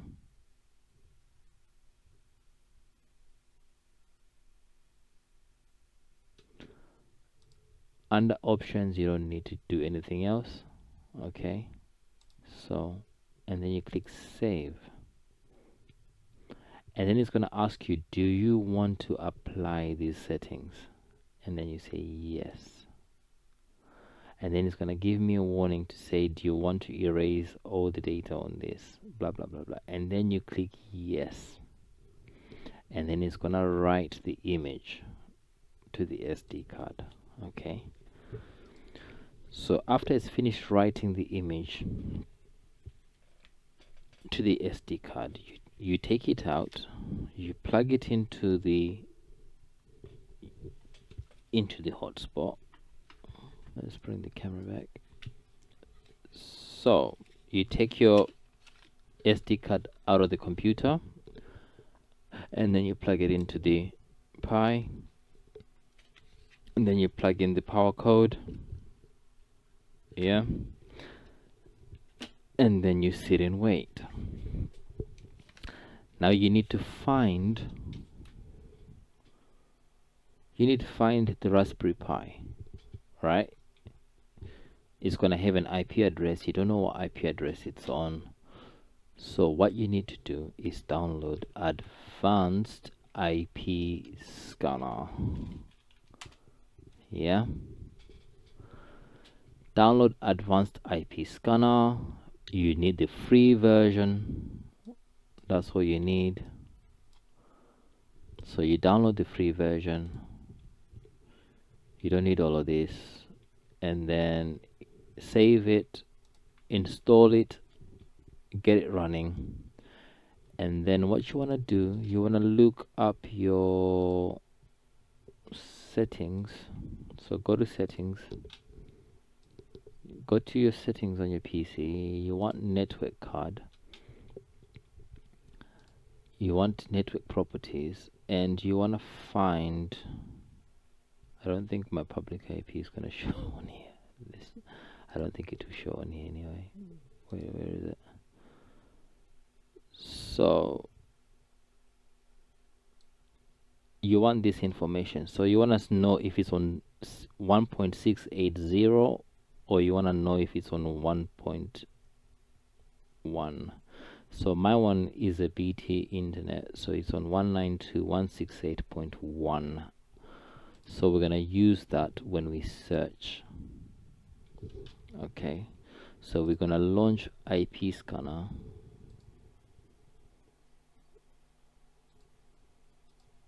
Advanced IP scanner. Okay, so I've now launched Advanced IP scanner, and then I'm gonna set my search parameters here. That's why you needed to open your own PC's IP address, so you know what you're searching from. So my one is on 192.168.1 point. We want to scan from 1 up to 254. If you're on Virgin or another ISP, this might be 168.0. okay, so you just change it according to what your PC is telling you you're on. So I'm on 168.1, so I'm gonna scan this range, hit enter. I don't believe it's gonna show sensitive info on here. Let me just put it to the side. Let's see what comes up.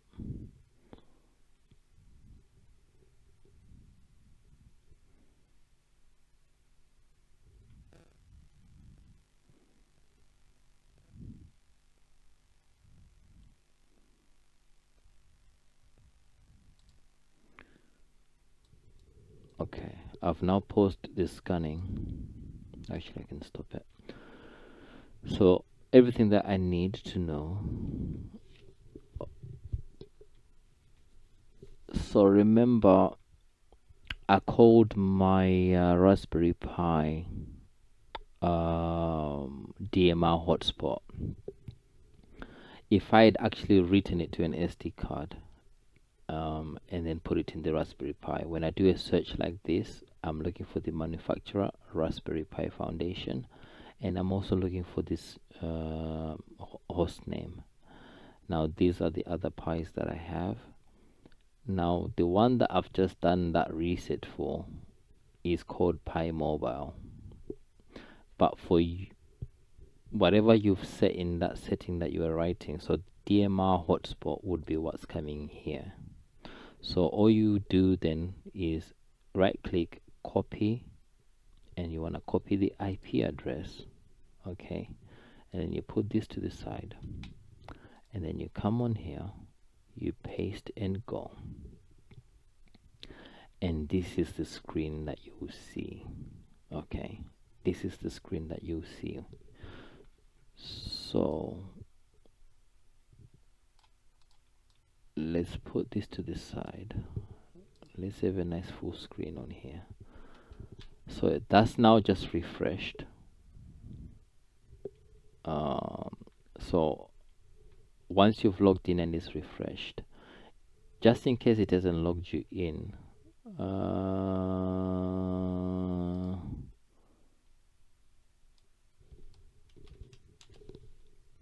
when you hit, so here you see here in 10 seconds it would redirect you to the configuration page, okay, and it will load you to here. Okay, so Pi Mobile is what I had configured that time. So the first thing that I need to do is put in my call sign, because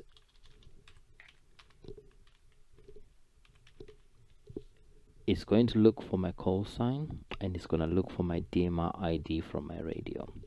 If these two things don't match, this hotspot is going to reject all traffic from my DMR radio.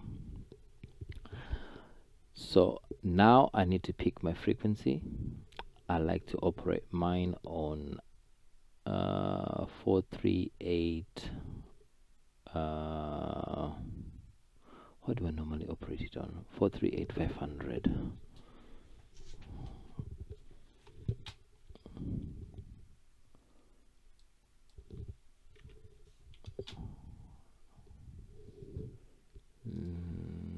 What do I normally?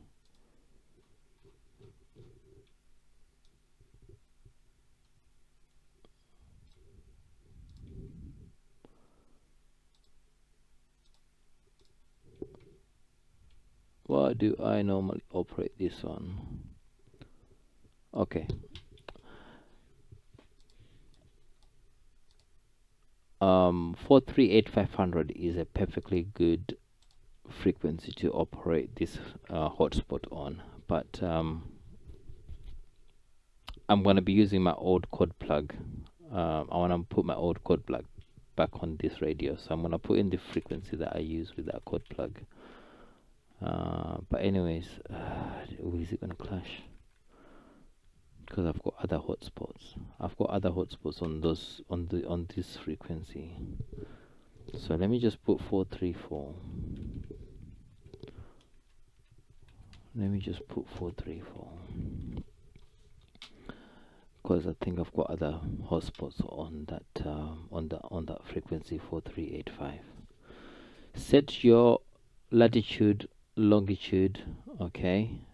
All right. So I'm in Luton, so I'm gonna put Luton here. My keyboard is stuck. What's going on?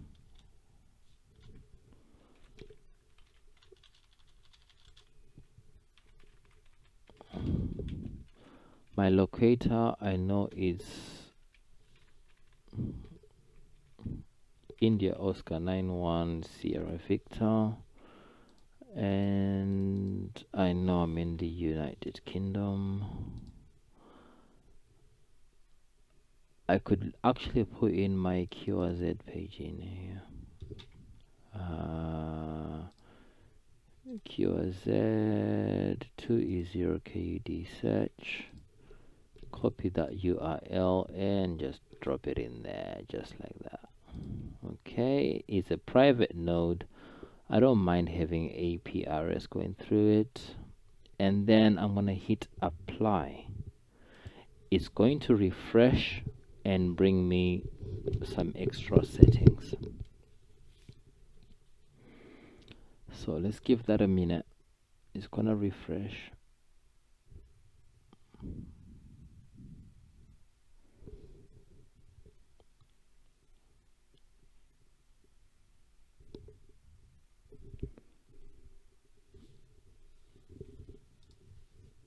Alright, so now we can select which mode we want to operate in, all the other extra settings. Okay, so the first thing we want to do is we want to switch on DMR mode.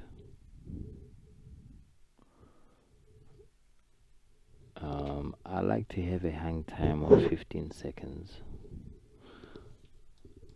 So I'm going to put that as 15 there. I don't have a display, so I'm going to skip this. And then I'm going to click apply, and then down here I'm going to have some extra options.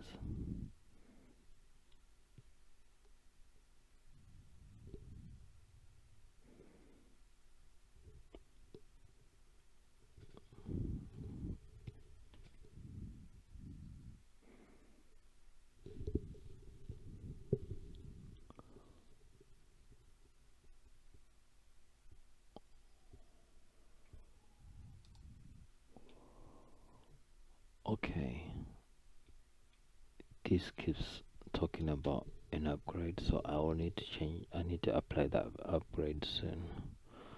Alright, so we've applied our DMR mode, our hang time, and I'm just gonna scroll down here. So now we need to select the modem. So you need to select a modem that's appropriate for the Pi Hat you've installed. So I know for my one is a Raspberry Pi MMGVM Raspberry Pi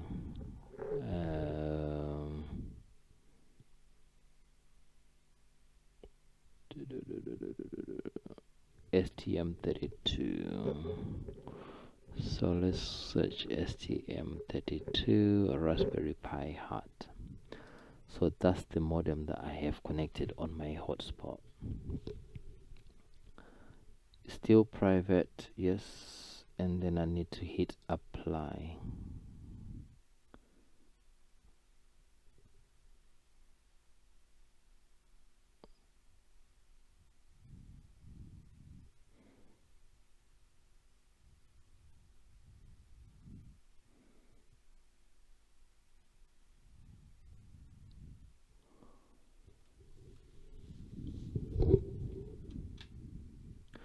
So now I'm gonna hit this upgrade button up here, so we can be done with that. It's telling me I'm already running the latest version, so why was it bugging me with that? Let's hit updates. Let's just see if there's any update on there.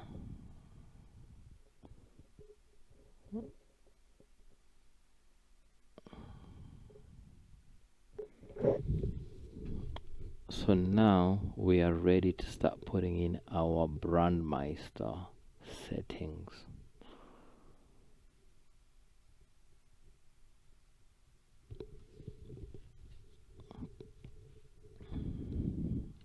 When you have it in Brandmeister,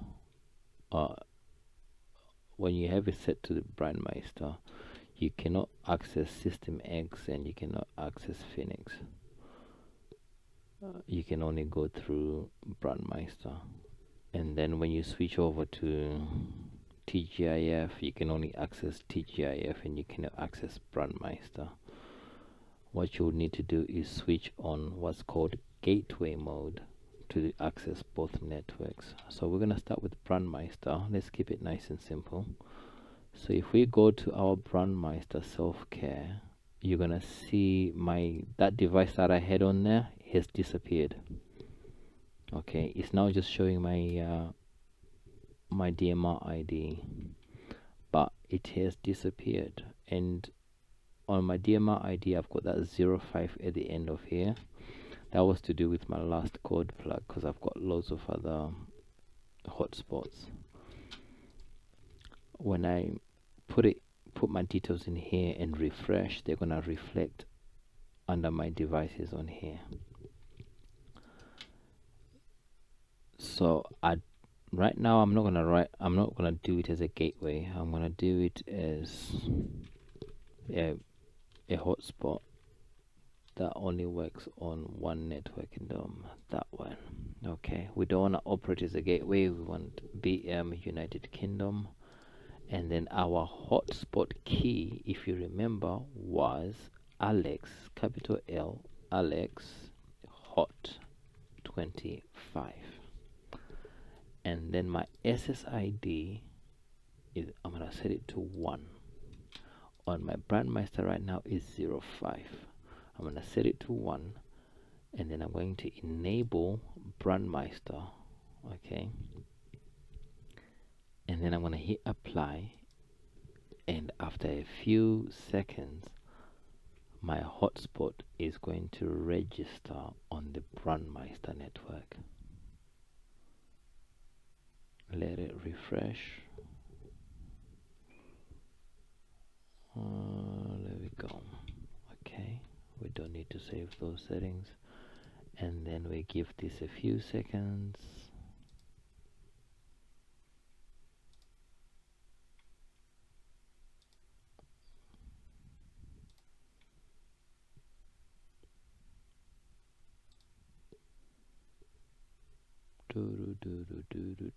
Are we connected to Wi-Fi? Yeah, well, that's how I'm connected to it. I'm already connected to Wi-Fi.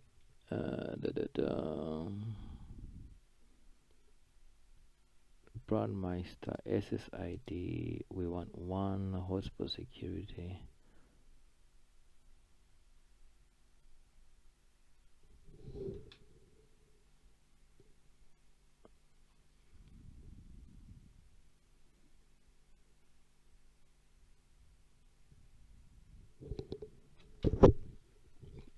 Because it's a hotspot, we can just leave that as color code 1.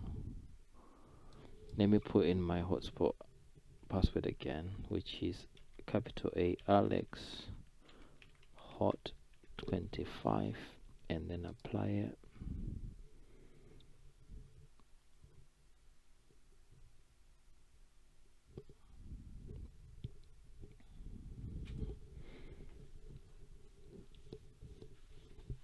Let that load. Okay, let's go to the dashboard. Okay, we've got all green. Okay, so Brandmeister has accepted my settings, which is good. Okay, these are old historic things that were coming through the network there. So let's share this screen. When it's like this, is the password is not happy with the password, so I don't know what's going on. Hotspot password. Oh, my capitals were on, that's why. Oh, damn it. When it's orange like this, is the password that's wrong. So my caps were on, so my password is wrong.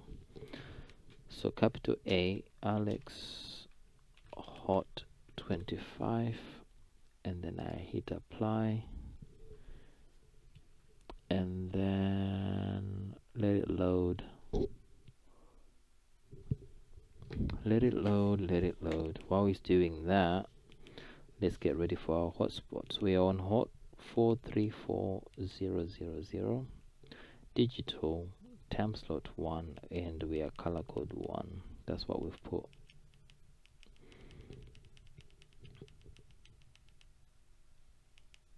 We want color code 1, and we want talk around. We are simplex.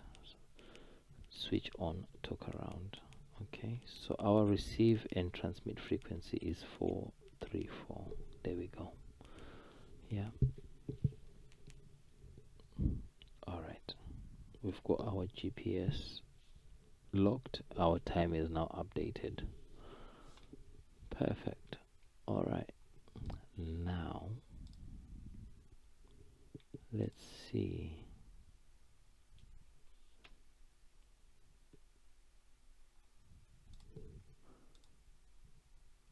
It is still not coming up on here, is it? Let me set a hotspot password again. Capital A Alex hot 25. Save password. Okay. And then let's see.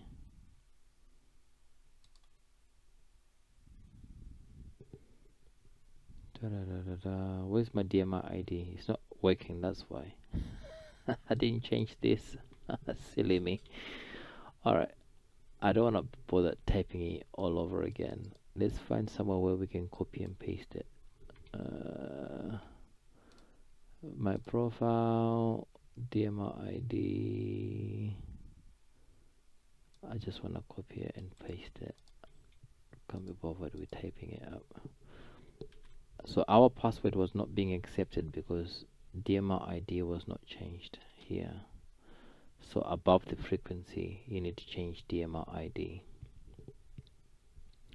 We click apply, and then that orange button should now turn green.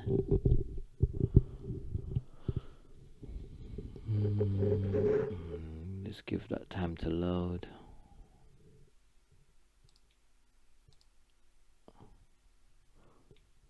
See that was red. Now it's green, and I am hoping it comes up on my devices now. Come on.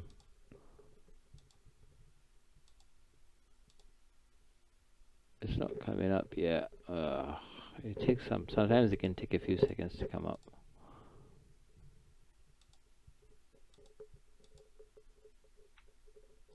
But I am connected. Oh, let's force it. Alright, now this talk group is a very popular and a very busy talk group. So we're gonna connect to talk group 91, and then I'm gonna key. There we go. Bam. You see that we came up on the dashboard. We had 0% loss, and we are already receiving on top group 91 without even touching a single code plug software, whatever you call it. We didn't need to go into software for code plug, and we are already connected. So this talk group is very popular, and there is a lot of traffic that comes through it. So the other things that we want to test, we may not be able to do it while we are on this talk group because it's just so busy. But this talk group 91, we can actually now just save it now.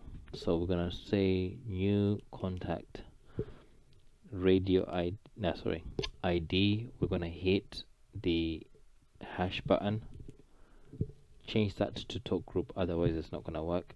And then we say 91 because it's talk group 91. We're gonna give it a name. So it's called worldwide.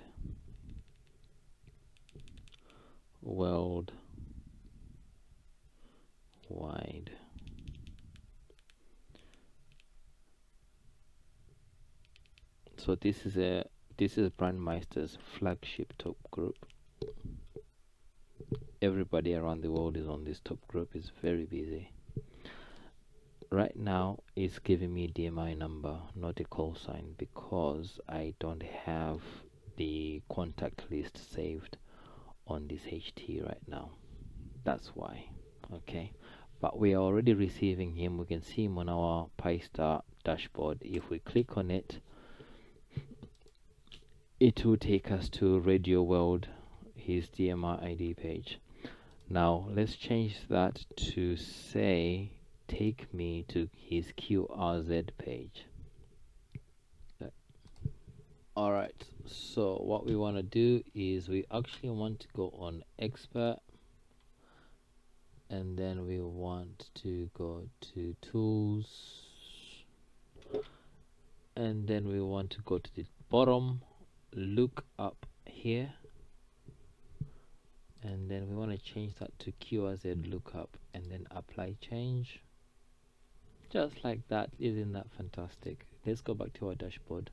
So now if I click on the call sign, it gives me the QRZ page instead. Bingo, fantastic. So we've got this gentleman from India right now coming through on DMR.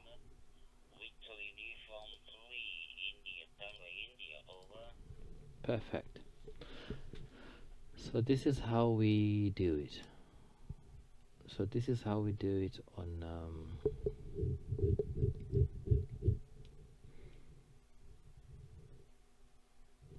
On a hotspot. So this is DMR. Sorry, this is Brandmeister.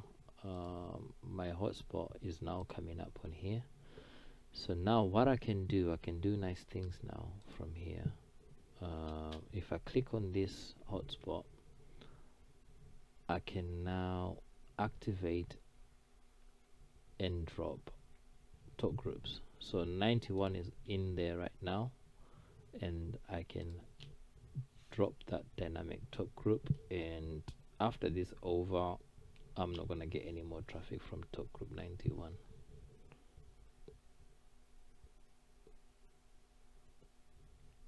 Drop dynamic talk group. If it's not dropping, let's hit that, give it a few seconds.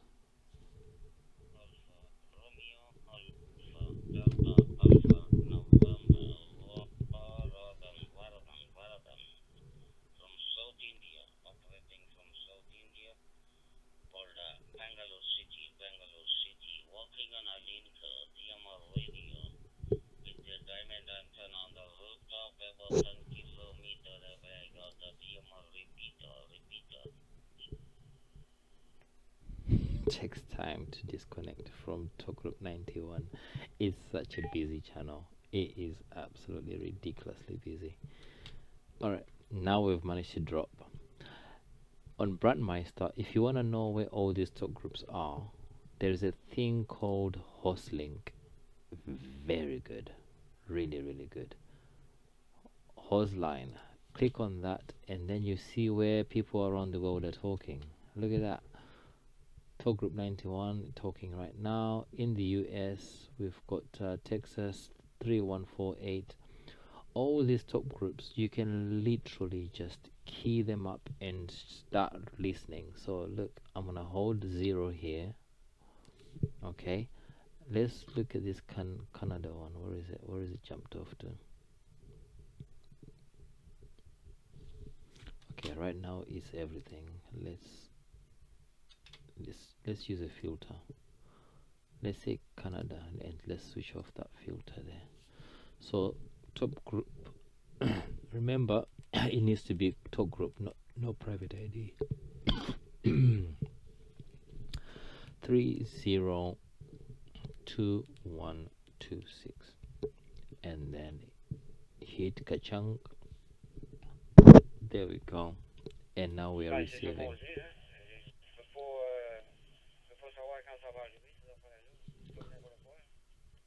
We are already receiving from this talk group. If we go to our dashboard, we can actually see some call signs coming through.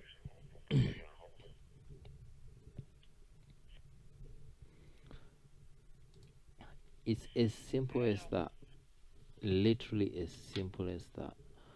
And if we want to drop that, click on our little green man here, or what you could do is you can hold 0. It's not gonna work now because it's busy.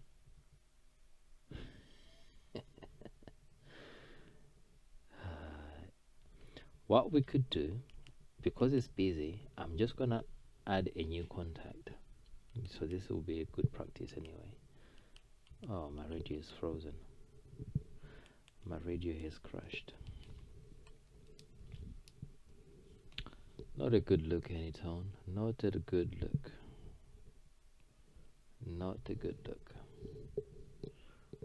let's let it load.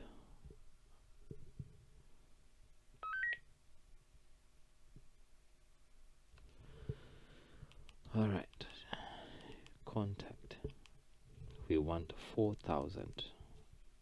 We want to save that as disconnect, so I'm going to put it as Brandmeister, BM for Brandmeister, and I'm going to call it disconnect.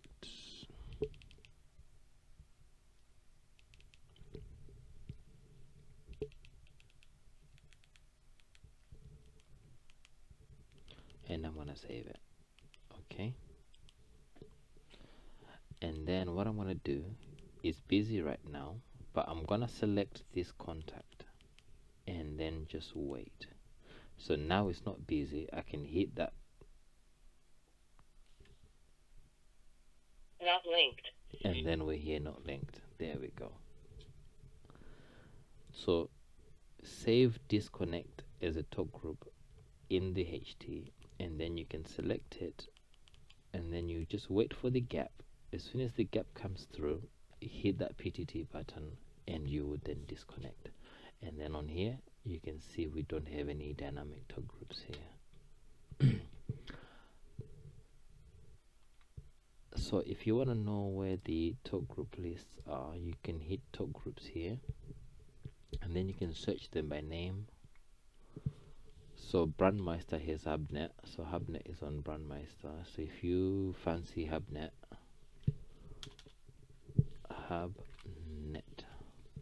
you see here, you can literally hold 0, type in 23526, hit the PTT button, and now I'm on Hubnet.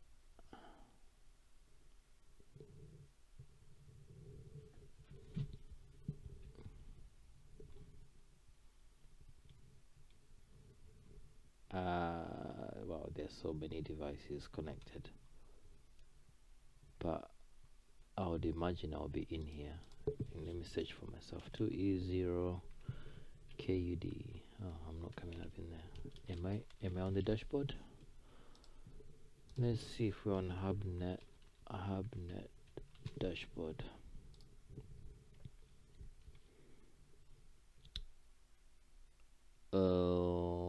Wait, we want all nodes. DMR. Am I gonna show up?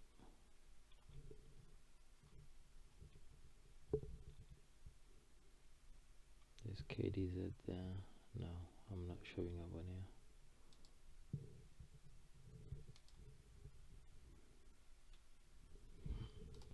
This would be YSF. We're not on YSF, we're on DMR.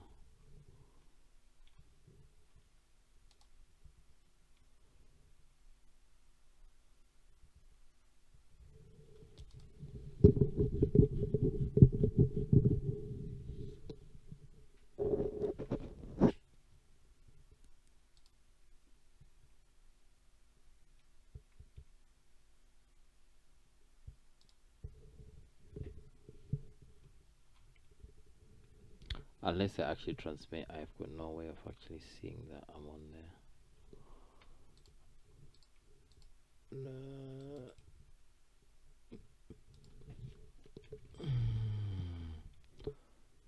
Where is my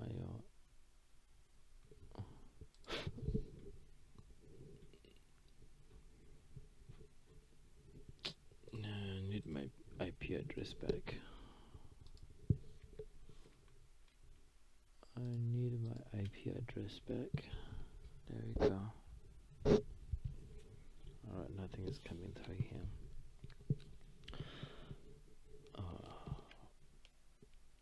I didn't change my I didn't change the top group, so it's now disconnected. It's probably just said disconnect now. So to transmit on Hubnet, I would have to save the Hubnet number top group. So I would have to go to top group, new contact, ID, change that to talk group ID, and then I'll put in 23526, and then I'll give it the name HubNet.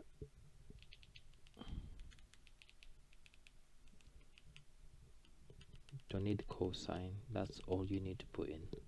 That's all you need to put in. And then select it as a contact. So what I've done is select list,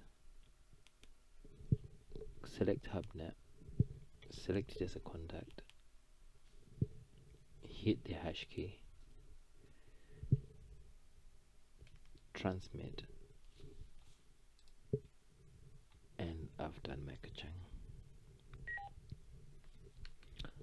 Now if I talk, I should actually be coming through HubNet. 2 Echo 0 Kilo Uniform Delta testing access. There you go, you see digital DMR wireless came up at the top there. And then if I go to my dashboard here, my loss was 0%, so that was a good transmission into HubNet there. There you go. So that's how you do that. And then when you're done, select disconnect. Yeah, select it as a contact, and then do the kachang.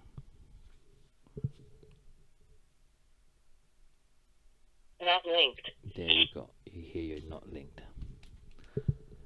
And we've done this on DMR, on Brandmeister. You can do the same thing on TGIF. So let's log out of Brandmeister.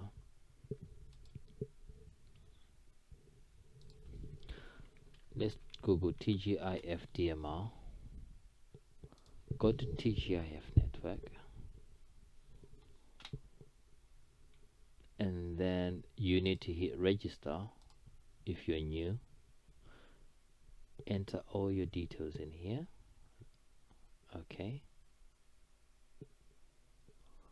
Once you've registered and you've activated your account, I've changed my password for the tutorial, so I don't think it will work. 60 Lima Echo.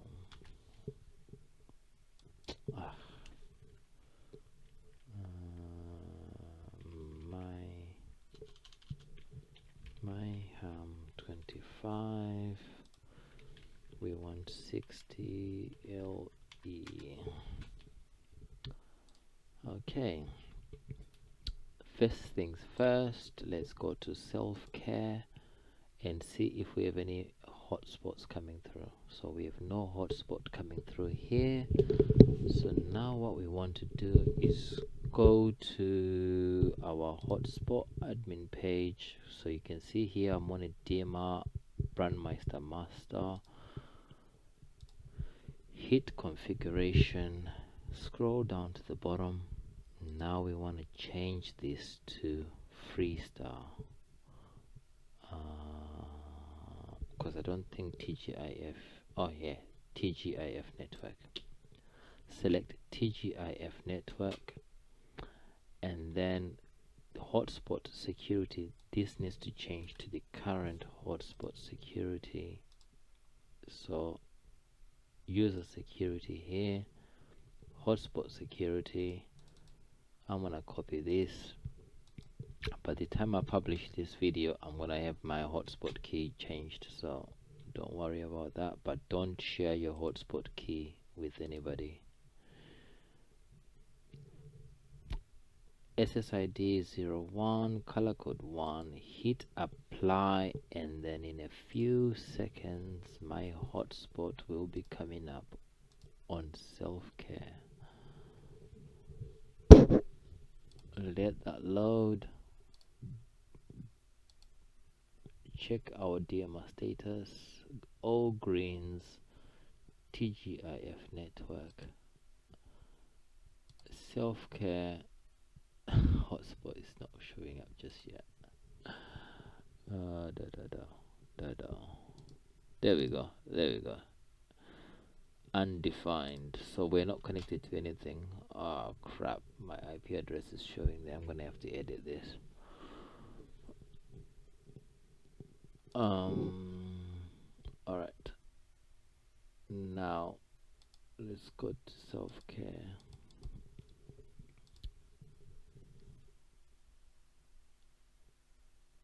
It's not happy with the password because we've got our orange screen here.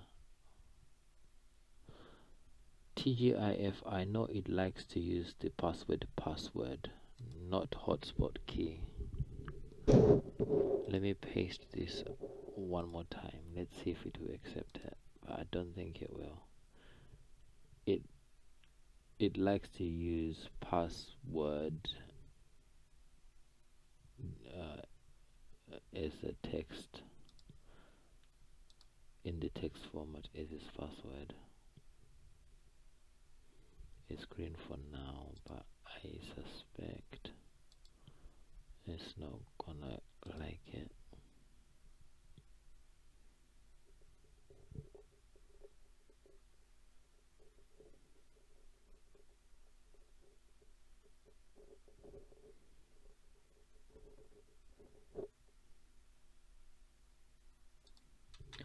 Alright, let's look up top group list.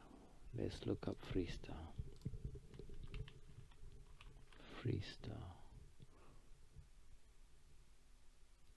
So 23426. 23426. Top group ID 32426. 23426. Okay, let's close up net. Transmit.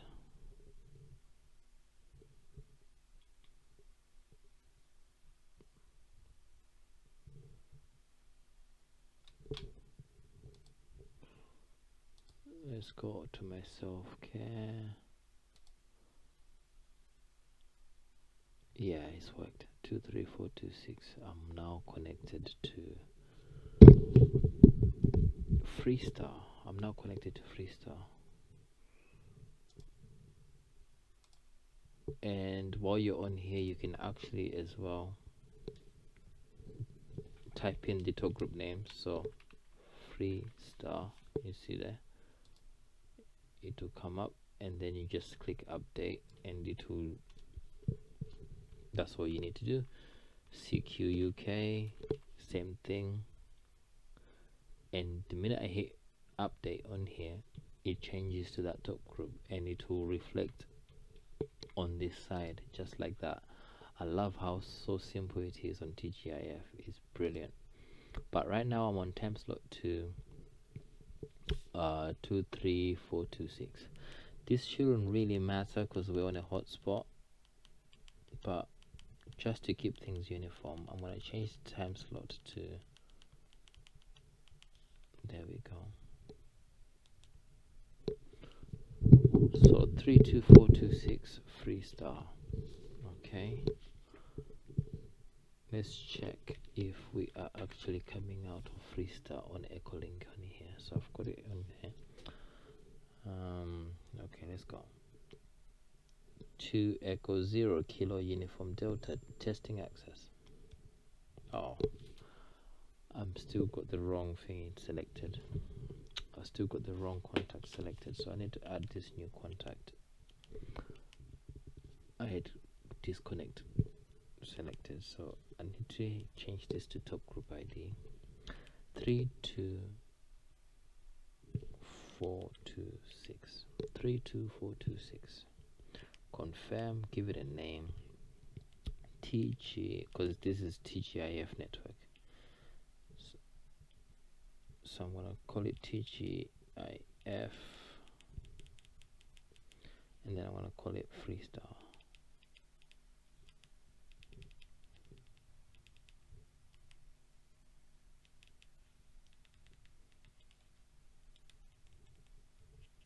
Confirm, and then I'm gonna save it.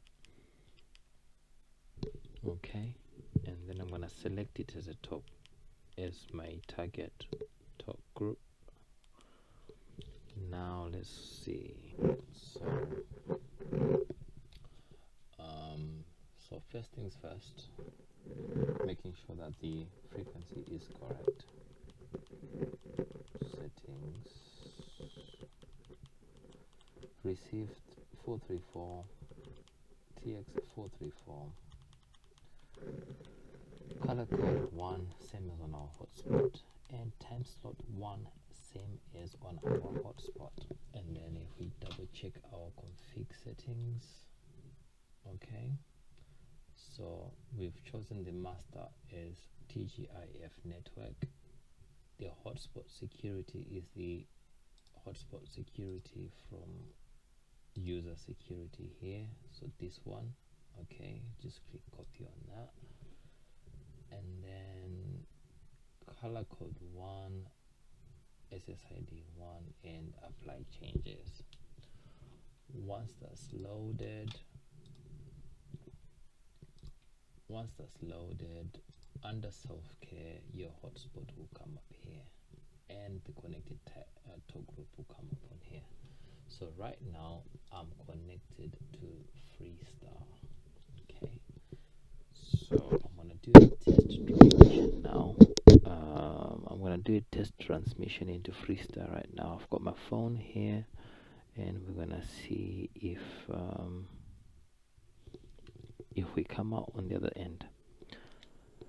To Echo 0 Kilo Uniform Delta mobile. No, not mobile. Testing settings.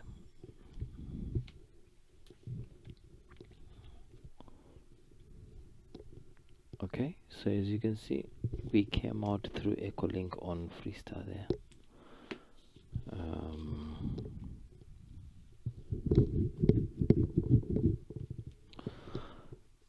So there we go. We are actually working on TGIF. Okay. Just for good measure, let's connect to CQ UK. So let's load CQ UK dashboard. CQ UK dashboard.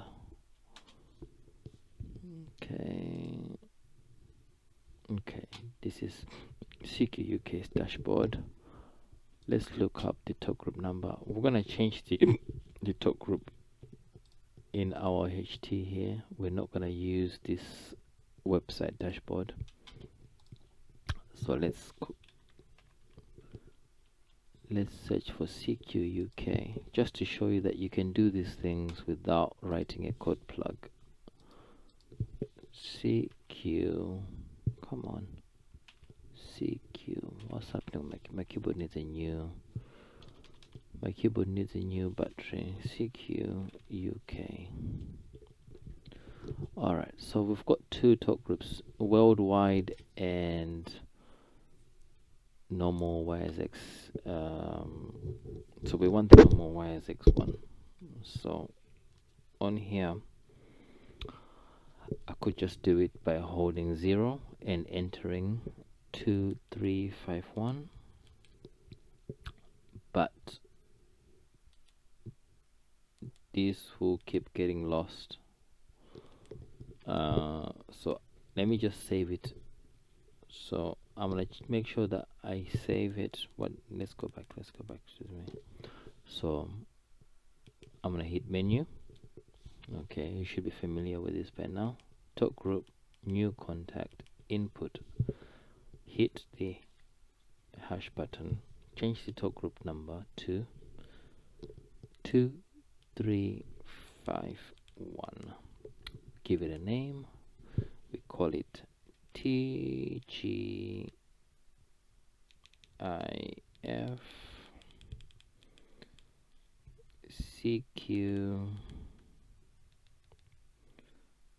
CQ UK. That's all we need to put in, and we save that. There we go. Remember, the frequency hasn't changed. All we're doing is we're just changing the top group that we are going to The frequency hasn't changed, the color code hasn't changed, the time slot hasn't changed, because we're working through our personal hotspot. So I'm gonna hit that. If I go to my self-care, we should now be in CQ UK. There you go, 2351. If I go on the dashboard, I should come up. Is it kaching? Let's see, did I come up?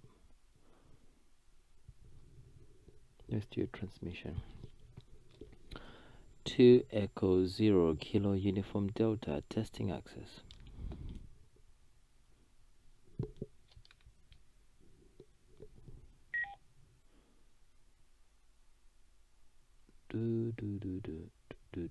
Oh, there's Alex here.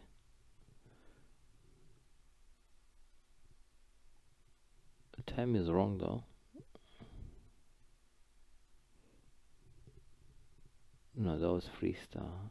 It needs to come up again is CQ UK. Yeah, that DMR bridge is not connected. I didn't come out on DMR.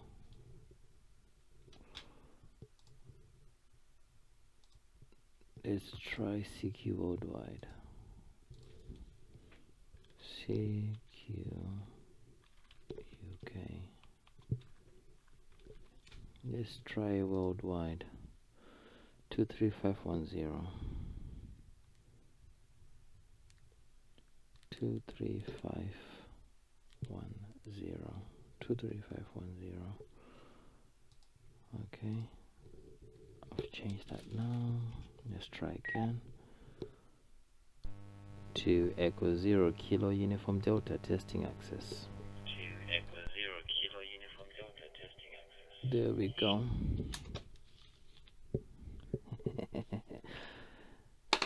As you can see, it can be quite challenging to work DMR, especially when the information expires and is not updated. But ZL1 Charlie Juliet Hotel tested new device in 1KE.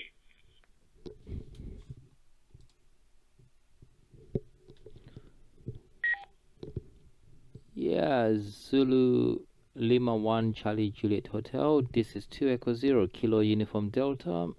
I'm also testing a new DMR connection. You are coming through loud and clear, Q5. Back to you, 2E0KUD. Alright, I've just tried this, replying on DMR. Let's see if it worked. Oh no, it didn't work because I was using the old talk group number. I need to change it to CQ World. Oh god, he's probably gone now. Zulu Lima 1 Charlie Juliet Hotel. This is 2 Echo 0 Kilo Uniform Delta. I'm also testing new settings. I'm coming through DMR right now. Your last transmission was Q5. Back to you, to E0KUD. Now let's see if that actually worked. Yeah, I came up here as DMR here, CQ UK. Yeah, good evening to you, Alex. 2E0KUD. ZL1 CJH. Just setting up this new M1KE. Seems to be working quite well. And you sound good with your audio. So just looking at that cluster on the dashboard there. Sounds good. 2E0KUD. ZL1 CJH. Yeah, Roger, Chris. Lovely to copy you from New Zealand. I'm actually recording a short video of how to use the Anytone DMR radio 878 without loading a code plug. Just typing in the top groups and the settings right into the radio from factory settings and getting it working with a hotspot. So I am pleased that it's working via CQ UK. It's a pleasure working you for the first time. From 2 Echo 0 Kilo Uniform Delta.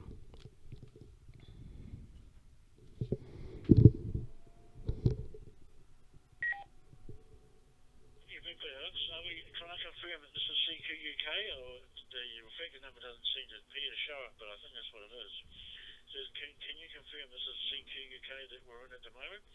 20KUD ZL1 CJH. Yeah, ZL1CJH2E0KUD. You are correct. This is CQUK. We're in the network CQUK right now. Back to you from 2E0KUD.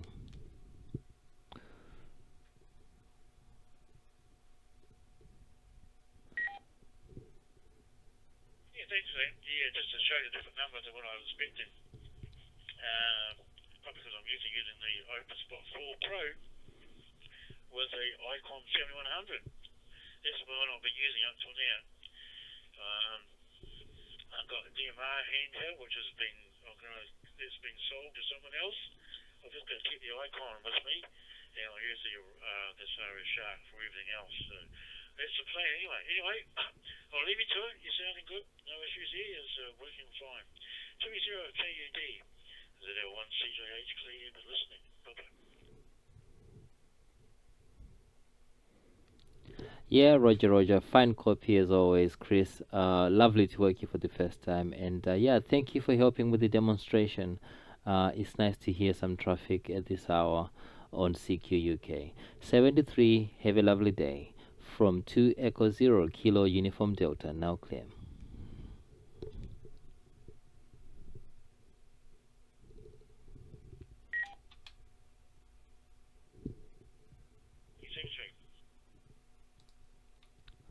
Now, isn't that wonderful? So without touching a computer to do a code plug, we've been able to work Brandmeister. We've been able to work TGIF, and we programmed in a DMR repeater. So yeah, that's how easy it is. So right now this hotspot channel is now ready to save, so I can actually save this channel as a new channel 15, and I'll call it my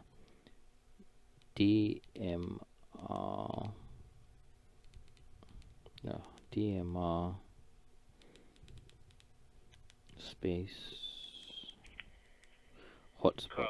CQUK4 FM, this is Michigan Free on Toyota, now with the name Michigan Alpha Romeo Kilo Mark on the mic.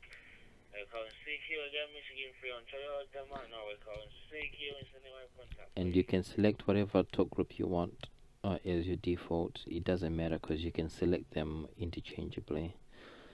Receive group list 1 is fine, and there you go, and you hit save. Now all the settings that we saved, all the settings that we've put in have now been saved. Now to change these numbers into call signs,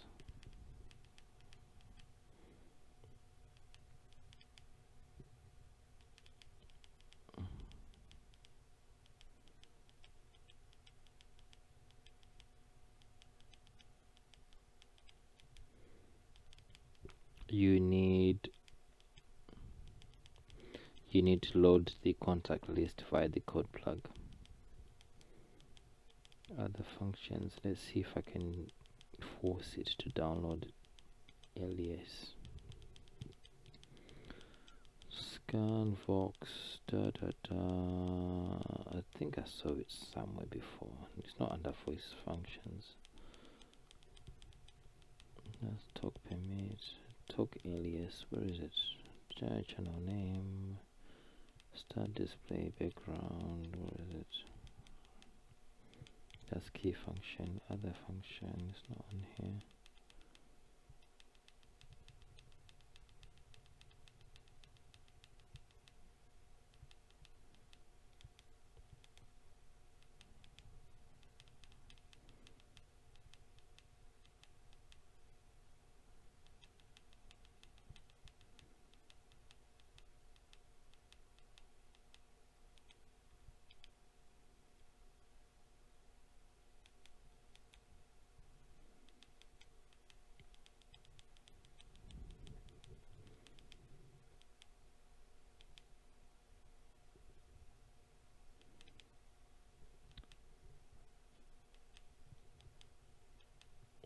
Let's see.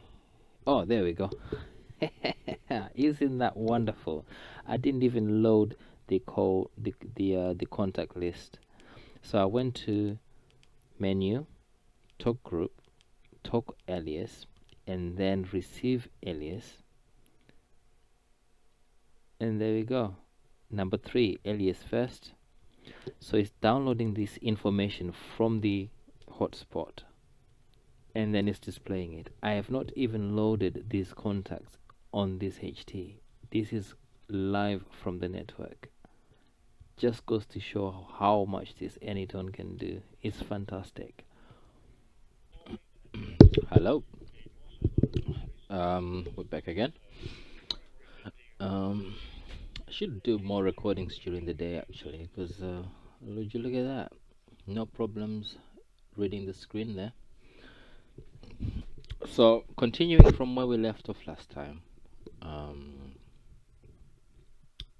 we don't have a code plug on the radio. We're just using, we didn't use a PC to put a code plug on the radio.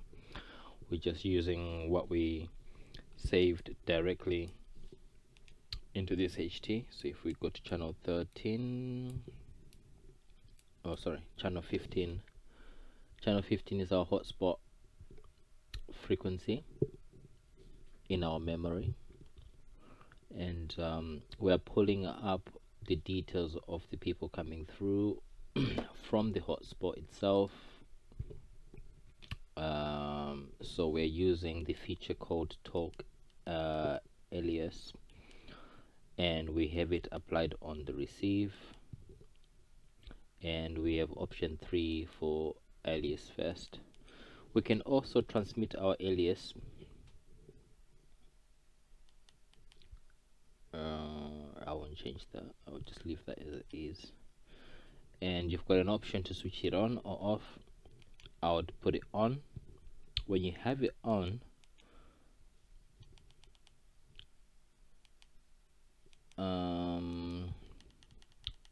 you know that information on radio ID, this is what will come up to other radio users. So they will know your DMR ID number, they will know your name, and the information about my location, they'll get it from the hotspot, because on our hotspot configuration page we have this top section here where we've entered our details. So we're in Luton IO91SV, so this will be attached to my traffic and piped through the system. Even if I switch talk alias off on the DMR radio, this hotspot will still transmit my general information here. It will attach that to the traffic. That's why here you say node type private and public, so it knows that I'm a private user. These are my details, so all the transmissions that I'll be making through this hotspot, it will attach these details with my transmission. Alright, so you see here we've got TGIF network, and we're having to go into configuration and change the master here. We're either changing it to Brandmeister UK, which is BM United Kingdom, and then we set the hotspot password accordingly, and then we apply. The Brandmeister one is myham25. No, it's Alex hot 25. That's our hotspot password on Brandmeister. Hit apply, wait for that to change,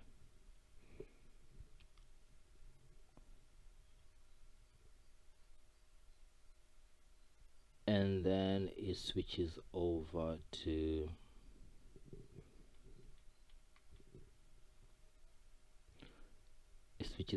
Brandmeister. So as you can see, what we're doing works one at a time, one network at a time. I I think that's stuck. There is no transmission on there. This information is stuck.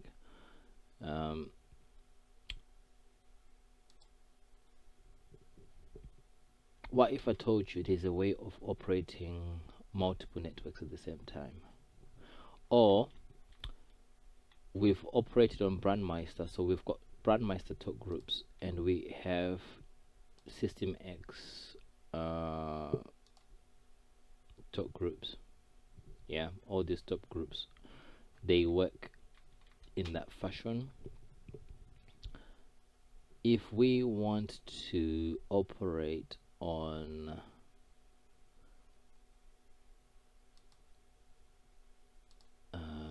where is it?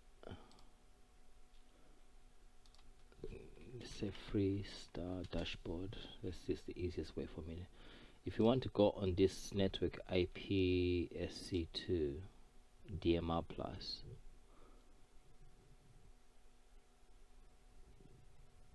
we have to apply a different type of. I do this in the code plug. Let's see if we can do this on the fly without doing a code plug. Let's start with that. So I'm going to go into my configuration. I'm going to look for FreeStar. Okay. So on the master here, I'm going to look for FreeStar. So let's type FreeStar. There we go. DMR plus IPSC2. Okay, this one is most likely going to be, the password is likely to be spelled like this. That pass W0 Romeo Delta. Yeah, that's the spelling of it. Papa Alpha Sierra Sierra Whiskey 0 Red Romeo Delta. So that's the spelling for the password. Let's put that in there. It's gonna ask me to set some options after I click apply.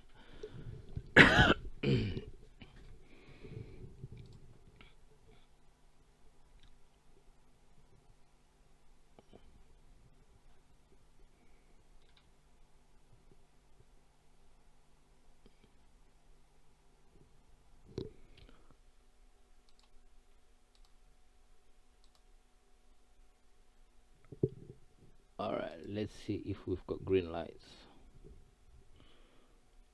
Alright, if we have done this good, we should show up on this dashboard here.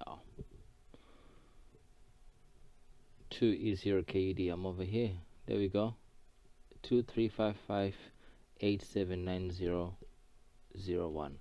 But do you see I'm not assigned to any talk group? You see this? My line is blank. Okay, but we've got traffic happening on these other talk groups, so I need to put these talk groups on my hotspot. So time slot 1, we've got CQ UK here 2351. Time slot 2, we've got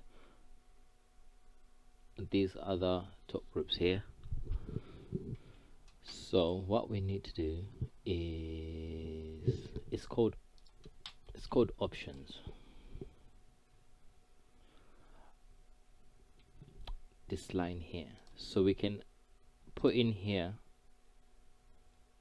our desired what you call it,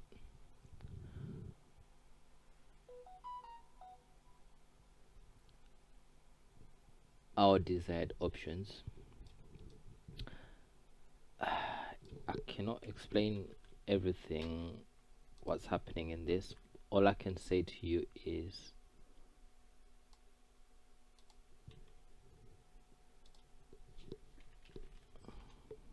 I'll put this options line in the description and just copy and paste it in. Okay, so what this line is saying, let me try and explain it. When we switch on the hotspot, it's not gonna connect to anything. Okay, it's gonna start with disconnect, and then after 10 seconds it will relink to a top group, but we don't have anything set here.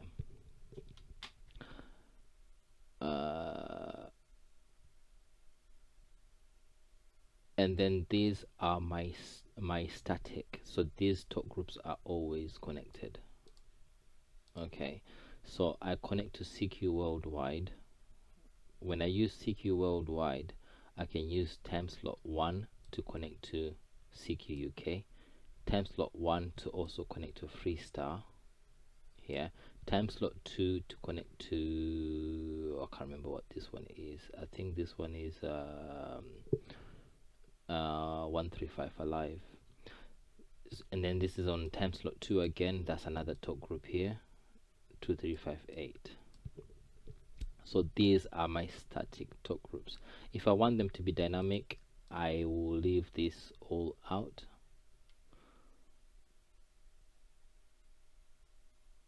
The other thing as well you need to bear in mind is when a top group is coming through on the hotspot, that top group hogs the channel. So let's say if we activate that those options, CQ UK has got traffic right now, so CQ UK will start coming through my hotspot right away. However, because these options have lots of top groups in there, CQ UK will start coming through first. When other traffic starts coming through on other networks, it won't come through the hotspot because it's a simplex hotspot with only one time slot available. So CQ UK will hog the traffic coming through, and then as soon as CQ UK drops key, what other top group is talking will then take over and it will hog the channel. So you need to bear in mind that if you're having a QSO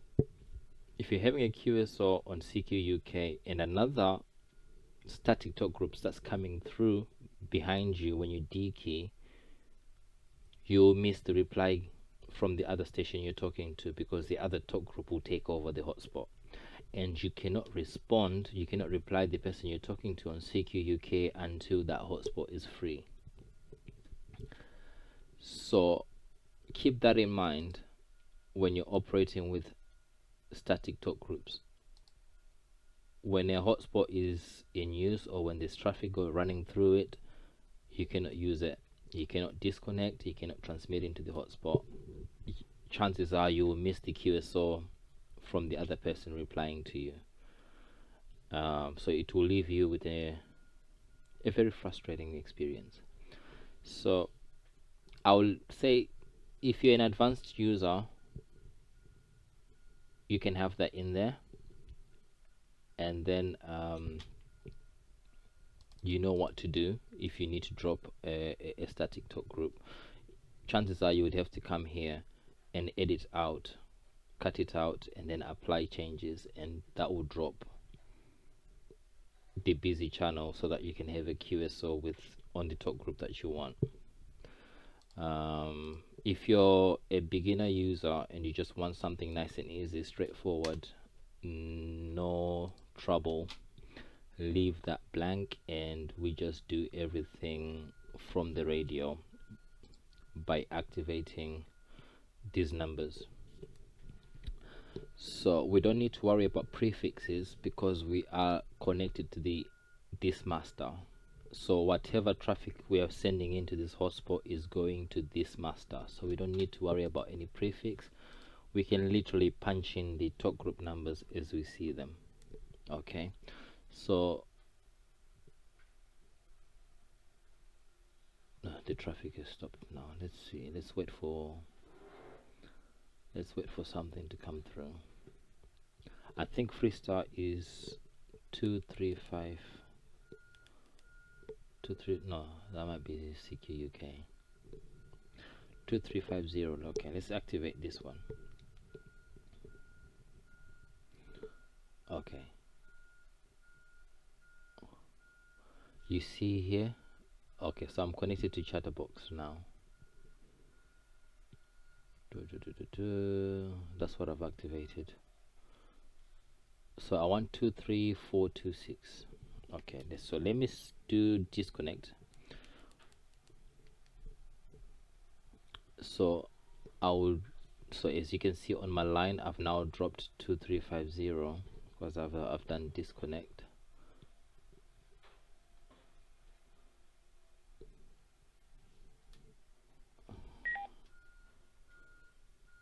Unless if it was busy, you should have dropped it. I shouldn't need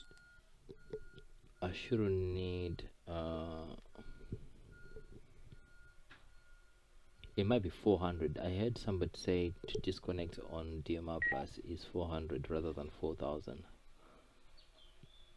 No, I'm still connected. Let's try 400.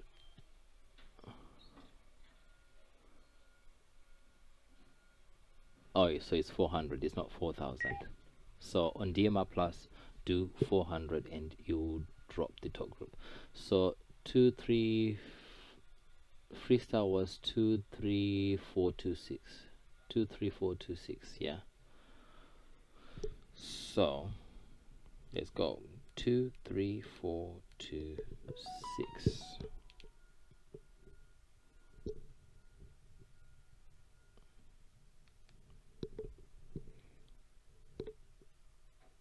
Alright, so now I'm connected to FreeStar on time slot 1. You can see here this is updated, which is what we want. And then now we've got traffic coming through from FreeStar.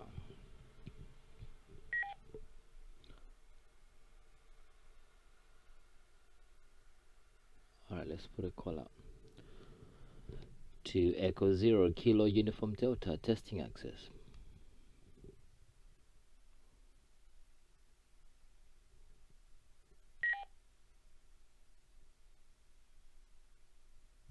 I did not save the talk group, did I? That didn't work because in this list of saved talk groups, we don't have that talk group in there. So we were targeting the wrong talk group. So we need to set a new contact. So we want 23426. 23426.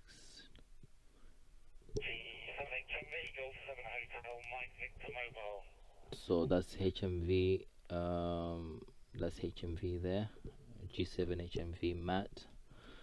Where was I? So I want to put here, so this is Phoenix. So this is a Phoenix. So I'm gonna call this DMR plus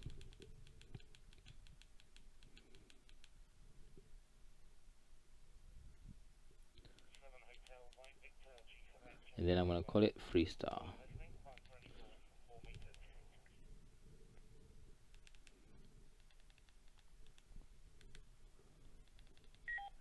So the reason why I'm putting all this extra text, DMR plus, remember the other one was TGIF, is because they've got different talk group numbers.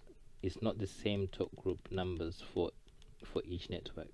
Brandmeister has its own talk group numbers. TGIF System X has its own talk group numbers, and this one has its own talk group numbers.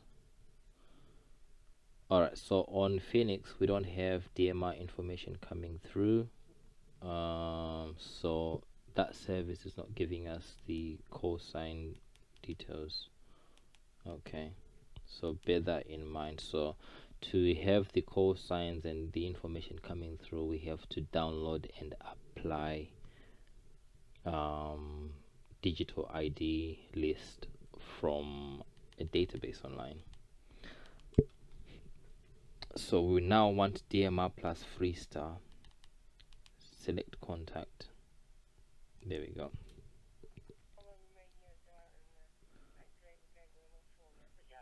So that's Thomas. That's Thomas near Nottinghamshire, in Nottinghamshire there, talking to Matt G7HMV. So we can see on our dashboard here, let's see, are they operating? Let's see, let's go on the dashboard. So he's operating digital because he's Thomas is operating digital. So his call sign is coming up. Matt G7HMV is not operating digital, so we've got the call sign of FreeStar. This is FreeStar's call sign. On a digital network, if you're not operating digital, the network will apply its own call sign on your transmission, because there has to be an ID transmitted all the time when you're transmitting on digital. So if you're working FM into FreeStar, on the digital side you have this call sign applied on your transmission. If you're operating digital, so D-Star, DMR, all these digital modes, your information will be transmitted together with your traffic. Yeah, so that's what's happening here.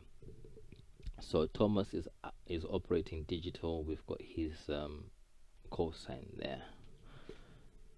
The channel is busy right now, so I cannot do a test transmission, but we now have the correct talk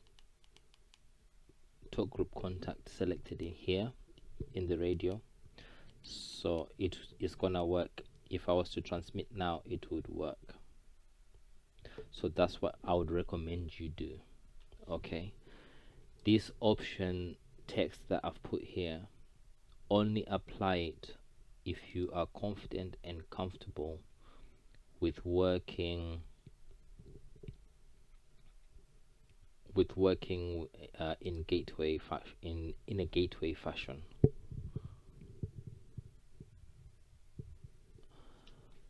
And you need to bear in mind that when one talk group is busy, it takes over that hotspot, so any traffic from other talk groups will not be coming through.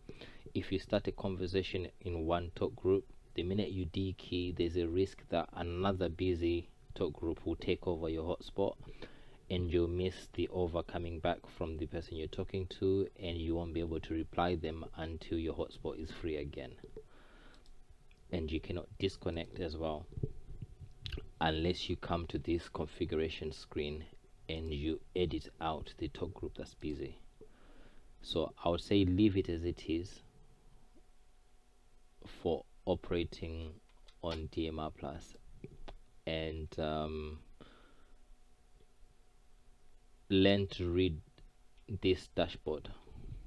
Okay, your call sign will be here, your information available will be in this, your DMR ID would be in this, and then this tells you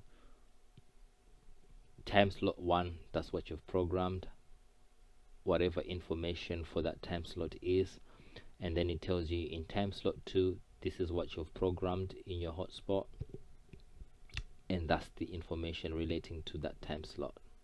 Yeah, so it looks like for me I'm still in talk group 23510, unless if these two talk groups have been bridged together, because yeah, time slot 1 and time slot 2, well, this one is not active actually, there's nothing being transmitted on here. And if you look here, am I on this list? I am not using static talk groups, so I am not.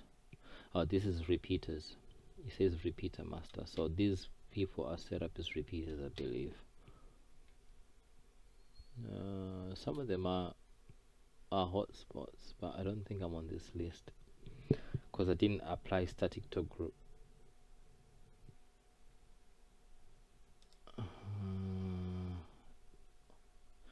So you see on this remap, we've got a little bit more information of what's going where. Okay, So 235 alive is talk group 235 and it's on time slot 1. Yeah, so if I wanted 235 alive, that's what I would punch into my radio, and that's what I'll just put 235. We're not operating in gateway fashion, so don't worry about the prefix. You can literally just punch in these talk group numbers and transmit, and you can save these IDs into this radio. Just remember to add a prefix saying DMR plus, so you know which network your top group is associated with. Because if you transmit this on Brandmeister, it will go completely somewhere else. It won't be going to 235 alive. So this is what I was saying. 80 is UK chat 1, 81 UK chat 2, up to chat 5. So we've got 5 chat rooms for the UK for traffic. There should be a UK calling. That's CQ UK, that's not UK calling channel. It looks like we don't have a UK calling channel. Alright, Northwest England, Southwest, Southeast England, that's the top groups and the numbers. These also apply on repeaters. So you see these time slots, top group number and time slots. If you're trying to work through a DMR repeater, this would apply. So if you want Southern England, you have to make sure you're on time slot 2, going to top group 801 through that repeater. Then you end up in this room. If you go on time slot 1, you go somewhere else completely, or it will not work, because this is where it is. It's in time slot 2 on this server, in this talk room 805 801. I hope I'm making sense to you. If you want CQ UK on a DMR repeater that is connected to, you put in 2351 and you target time slot 1. What you just need to know is the talk group time slots and the names, so that you can work them through repeaters that are connected to DMR plus. Okay, why does this matter? If we come to UK repeaters and we come to here, okay, you'll quickly learn that repeaters are not on the same, DMR repeaters are not on the same system around the UK. They're all divided. They're all very much divided,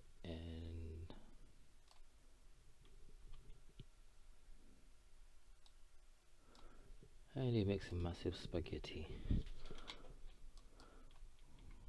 So let's say I'm in Milton Keynes, okay.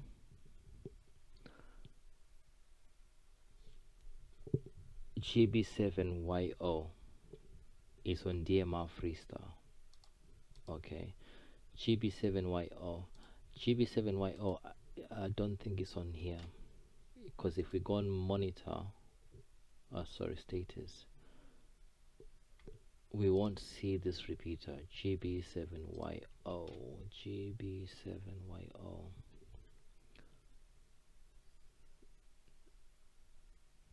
I very much doubt we'll see it on here. Let's search it. GB7I. Yeah, it's not there. So on this master that we've connected to,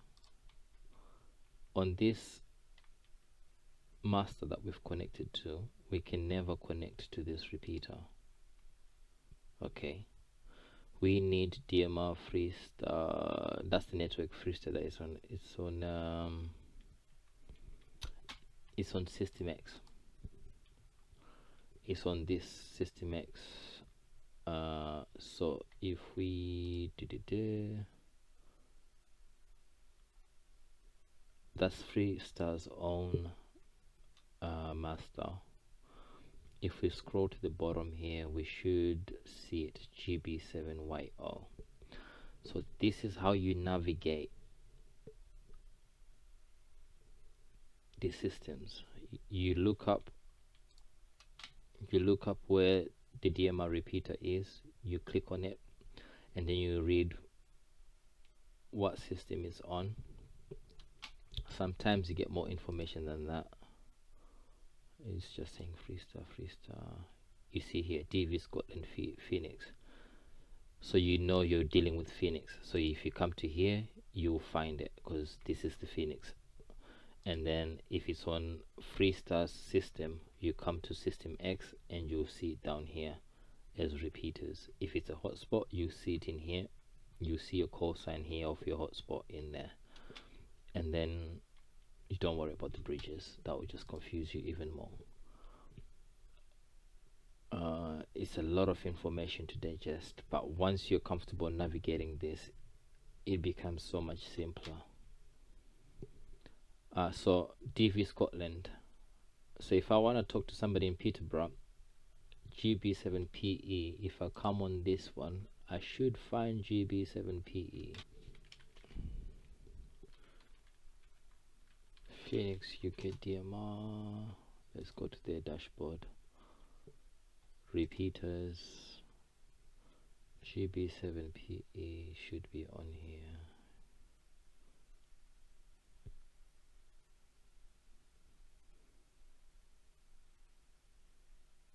There we go, Peterborough here. What's this column? Color code.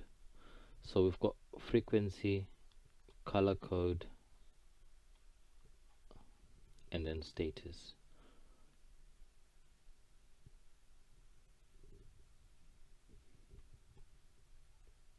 So it's using color code 3. Okay. So what you do in this instance, oh look, our Milton Keynes one is here as well. It's on color code 4. So if I'm in Milton Keynes, I can talk to somebody in Peterborough on this repeater because they are on the same system. I can talk to all these repeaters.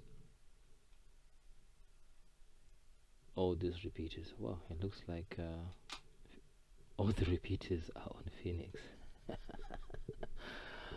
I don't think we've got this many repeaters on Brandmeister.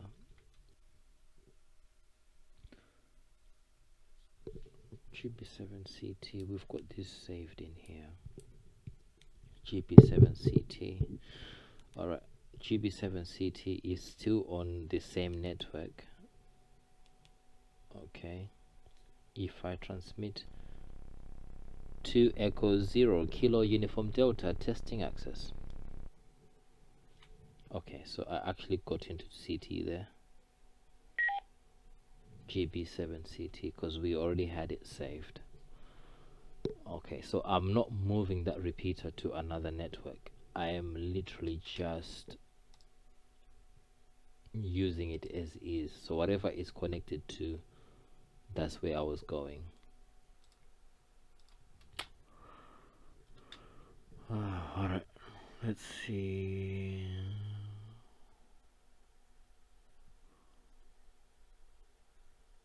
UK calling.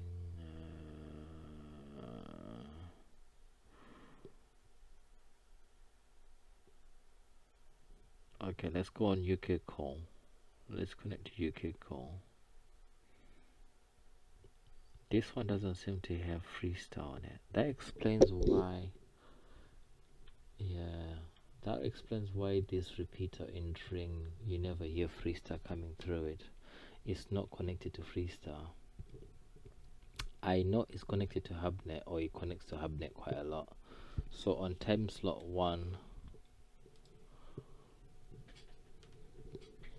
let's load hubnet monitor on this side.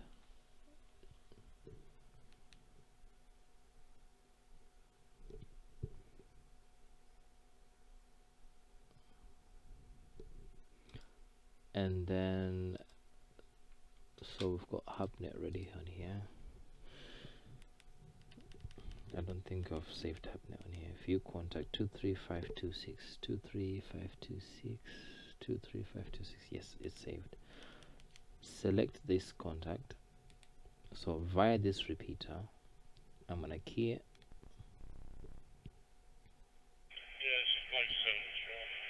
So now we're receiving hubnet through this repeater. So when I used talk group 9 to call the local people in Tring, no one came back to me. So we've now connected the repeater to hubnet. There we go, and we can now hear this QSO happening.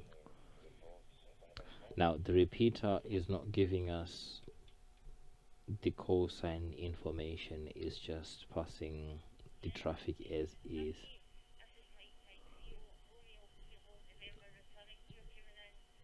So let's fix that. Okay, let's fix that. It's not nice, it's not useful to use it like this where you're just seeing DMR numbers rather than the call signs. So let's fix that. So let's put this to the side. Let's close all these things. We still need this actually. We need this because we're getting our talk group numbers from this. We don't need this dashboard for now. We'll keep this in the background for now, and then we'll keep this matrix here for now. I like to use this dashboard, but it doesn't have everything on there. I suppose this one is FreeStar, so it's not actually DSV dashboard. Do they have a dashboard? They do have a dashboard. Let's see. Come on, dashboards. Last heard. Okay, this is their dashboard, and then we can see hubnet. Okay, so for DSV Phoenix, use this dashboard system to see yourself coming through. You see here when I joined hubnet, when I did my key up, this is me here. So it is working. Very nice, very good. We are working these networks without having to do a code plug on the PC. Alright, so now we want to fix this talk group number thing. Make sure you are downloading the correct CPS. So my version radio is 3.05. So I'm gonna come here and search Anytone 878 CPS 3.5. Okay. Bridgecom Systems is a good website to get them from. Oh wow, there's now newer versions. Okay, I'm gonna use this one because that's what's on my radio. If I upgrade it, I'll have to reset the radio and I'll lose all of this. It's not worth the hassle. So let me just stick to that one.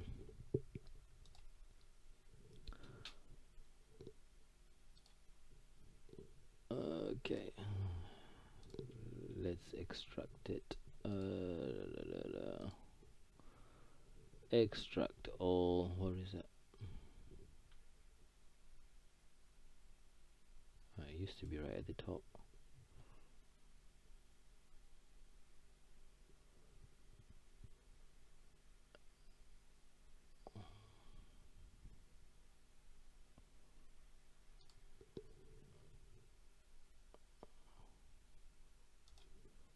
Let's see if it's gonna make a new folder for us. There we go.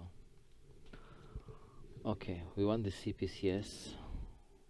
We need to put it on. It's okay. We run it. Okay it.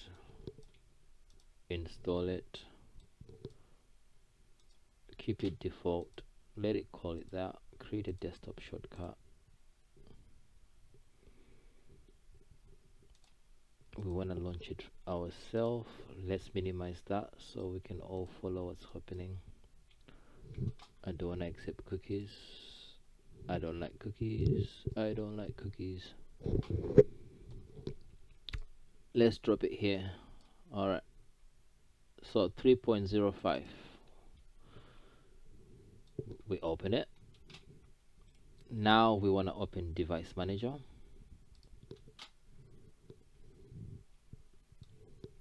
Keep an eye on this. Okay. If you've not done this before, it's fine. You probably have nothing under COM ports, so whatever comes on when you plug in your radio is what your COM port is gonna be. If you've done this before, you already know what's happening, so seeing that many COM ports is not gonna freak you out. Alright, so I need to find the cable that I use.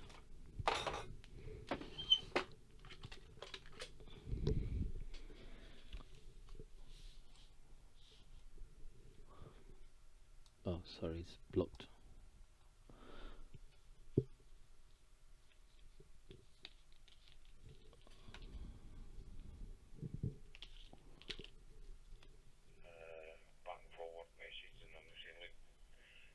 Okay, so let's get off this.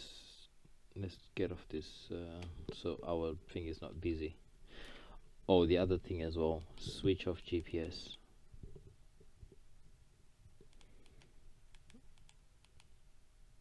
You don't want anything to transmit. Switch off APRS as well. Make sure APRS is off.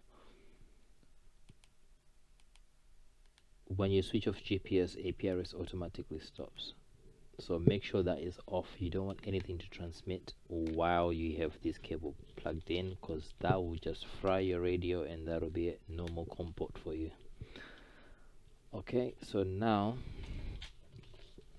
connect this to the PC, and then my list of COM ports is going to update, so I need to look out for the number that changes. So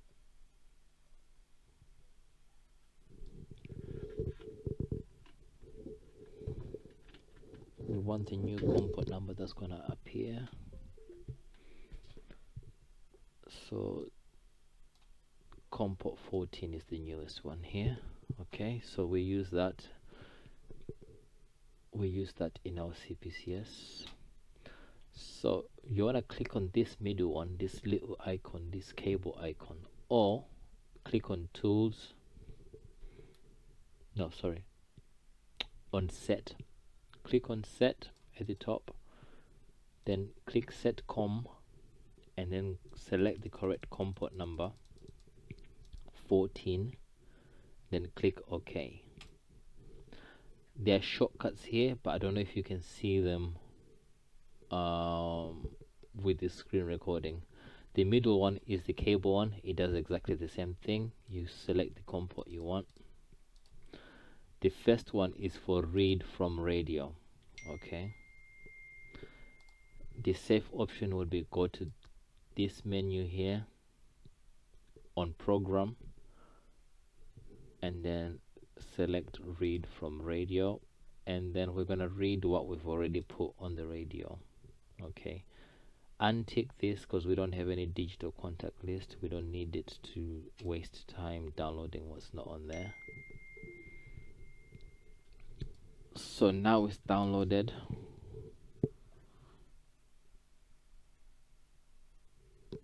It's downloaded now, and this is what we've imported. This is what we've been doing in the radio. all along. So we've been adding all of this manually in the radio.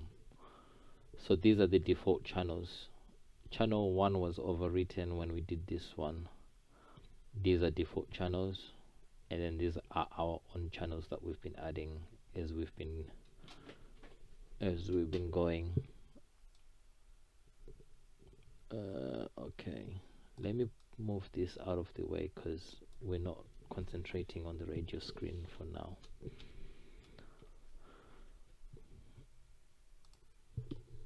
All right, so let's have a look here. What's going on? So this tab for channels, these are all the channels we've added. These are all the channels we have added, and that's how they look in the code plug. Yeah, so if you load up the code plug, the CPCS, this is how it will look. So we were putting in our receive frequency and our transmit frequency. We were setting the type of channel it was. We were setting the power level. We were setting the bandwidth.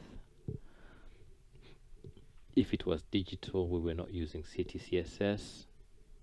If it was digital, we were using CTCSS on transmit only, not on receive. That's what we have here.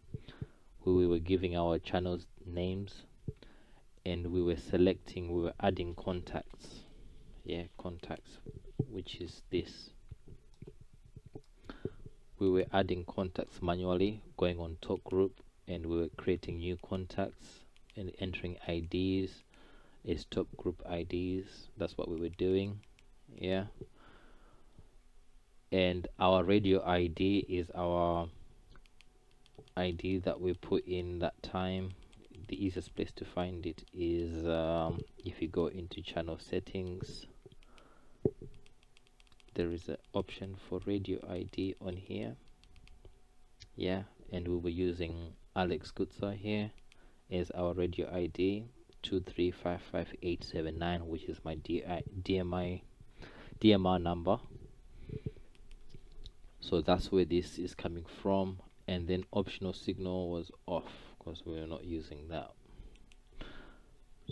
So that's where all the information comes to when we do it on the radio. Zone, we were just using one zone that we were calling home. So if we go into home VF4 mode, see this home, that's this zone home. If I were to add another zone here, it will also come up on here. But because we only have one zone, if I click anything on the radio, it doesn't change anything. Scan list, we've not made a scan list. These are just the default channels that came with the radio. These are the extra channels that we've made ourselves. From here you can actually add these to a scan list, and then you can remove these automatic ones, these default ones, because they don't lead to anything. When you're working through a hotspot, you only need to add that frequency once for the hotspot, because your frequency doesn't change. It's the target talk group that changes. So when the way the scan function works is looking at different frequencies. So if you're operating via hotspot, just put one of the channels in, and then you switch on Digimon mode. This one, you switch it on to double slot, and then whatever is coming through your hotspot, you will receive it on the DMR radio. Okay. Don't worry about roaming channel list. Don't worry about roaming zone. Don't worry about FM. This is FM radio. Don't worry about automatic offsets, because we are entering our transmit and receive frequency manually. That's device information. Don't worry about that. and then we've got optional settings here. For now, don't worry about this. They're self-explanatory really, but going through the tabs. But for now, we've got our radio working just fine without changing these settings, so we'll just leave it at that. And right now, radio ID list, we've got my radio there. That's my DMR ID. That's the master ID, which is the default one for the radio. Contact and talk group.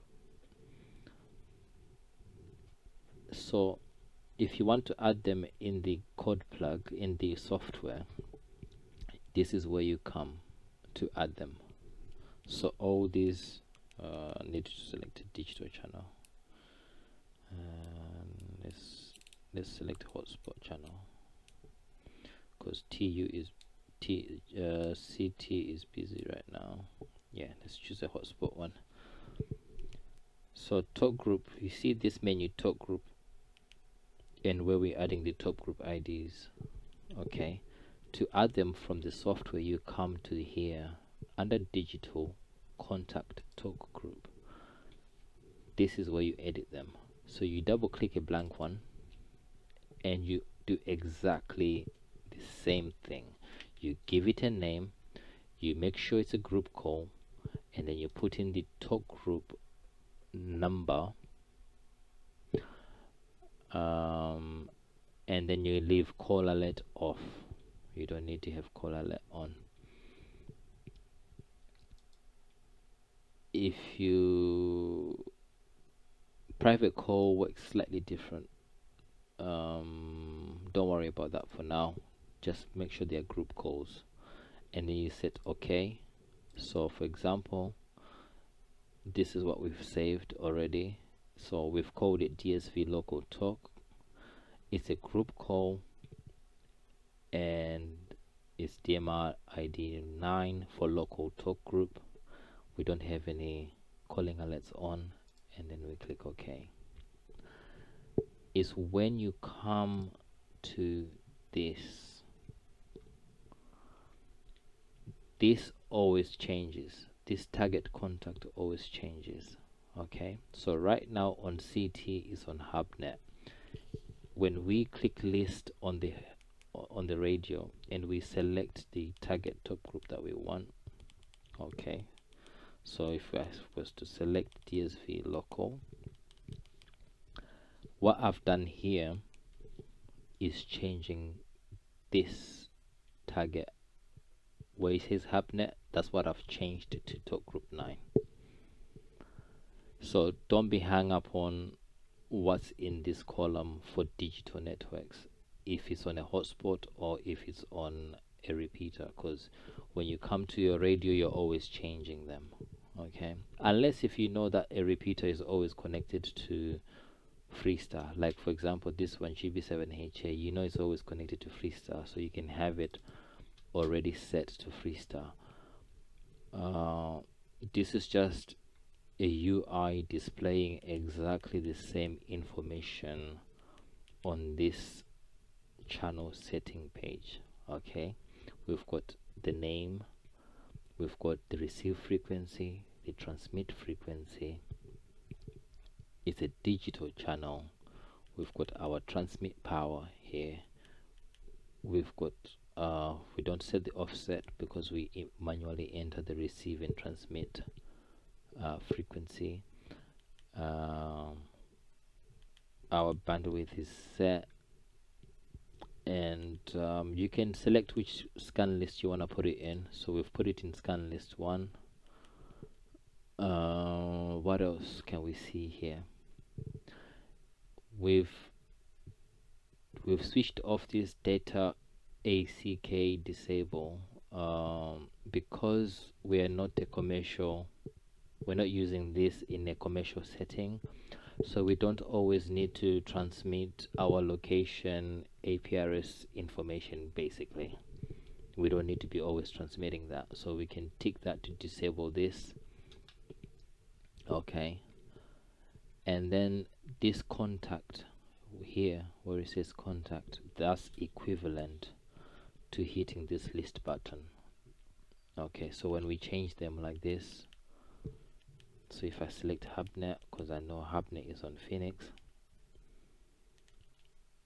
yeah, that's what this box is doing exactly the same thing. So if you remember, we added DMR Brandmeister disconnect, we added DMR FreeStar, we added DSV local to group 9, we've added FreeStar, hubnet, all these ones. If you remember, we were adding them manually from talk group here. So that's all it is, that's what it all is doing. So if I double click this, it's gonna be talk group 9 local group call via this repeater. That's what I'll be doing. Color code of the repeater goes in here, slot number, receive group list. This one is not critical on the Anytone. We don't use digital encryption, and that's all you need to worry about. Everything else is already set as is. Okay, so that's good to go. So don't be hung up on what's in here. That's always changing depending on what you're using on the radio. So now we want to import. So to import the IDs, the radio IDs, we need to go back to the internet. We need to go back to that website, DMR ID. We need to go back to this radioid.net website. Once we are on this website, you don't need to be logged in, you don't need to log in. If it's full screen, oh, they've updated the website. These used to be, oh yeah, there is databases.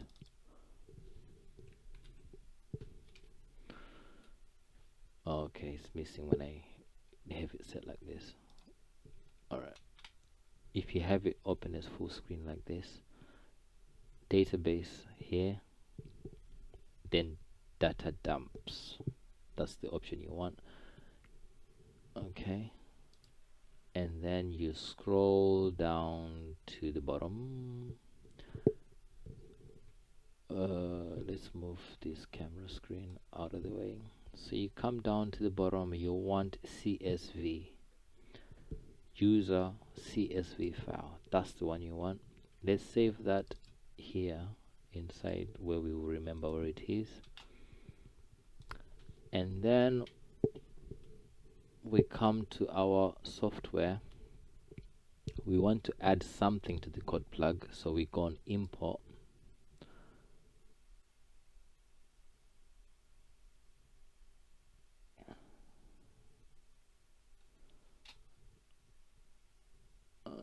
Okay, we don't need to worry about that because we are starting from scratch. You see here it says radio ID list. That's not where you put it in. That's actually you. That's your radio ID, your DMR ID. So you don't put it here. You want to come down to here, digital contact list. That's where you want to come in. Click on that and then navigate to where you've saved that file you downloaded. Okay, there we go. And then you hit import. There's a little progress bar, is off screen.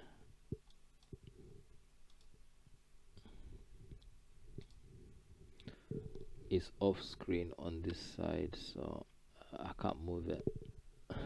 I can't move it in view, but there are about 200,000 contacts on this CSV file, so it's gonna take a minute for it to import. Don't close the software, don't worry about it, just give it time to load. Give it about a minute or two and just let it load. So I'm gonna pause the recording now. Okay, it seems to be okay, it's done it. Depending on your PC power, it might take a bit longer to do, but it is a large file. It's gonna take even longer to write it to the radio. So we've got our code plug ready. We've not changed anything to do with the code plug. All we've done is just adding the digital contact list. So now we want to tick this, and then we write. Because we're ticking this box, it's going to take quite some time to write to the radio. Make sure you don't disturb the cable. Okay, make sure you don't disturb this cable. Make sure you don't have APRS switched on. You don't have GPS switched on. You don't want anything to transmit while you're doing this. Okay, leave it alone, don't touch it. Then you press OK, and then it's gonna start writing. Okay, let it do its thing, don't disturb it. Next time we write to the radio, we're not gonna tick the digital contact list box, and that will speed things up. It will be like 5 seconds to write to the radio. It only takes a long time when you're dumping a large group of DMR IDs onto the radio.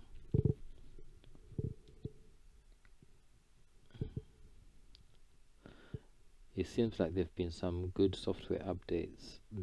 It's actually taking longer than I remember it. I remember it taking a lot longer than this to write a digital contact list. It was such a pain back in the day.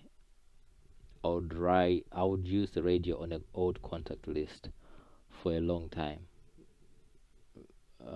But it's actually not bad now. It's actually not bad. It's managed to write quite quickly. Oh, I spoke too soon. Let's see. There we go. That's the long part, isn't it? I'm gonna pause the video, and then we resume once it's finished. Oh, I heard a sound. I had to wake up. It took that long. My God, it took that long. All right, now let's go back to our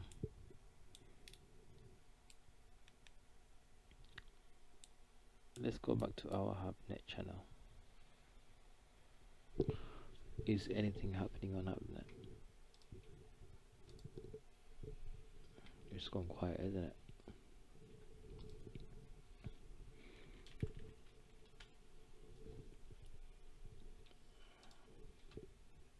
Yeah, we've got something happening on HubNet. Okay, the repeater has now been disconnected from HubNet. I think after 15 minutes it automatically disconnects. So let's select HubNet again.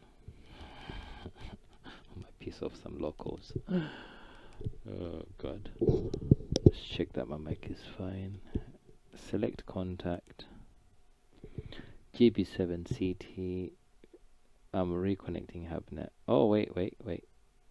Nope, that was a repeater check. Alright, let's go. There we go. Now we've got information coming through. If you remember, before we didn't have information coming through. Now we do. Oh, my thing is still plugged in.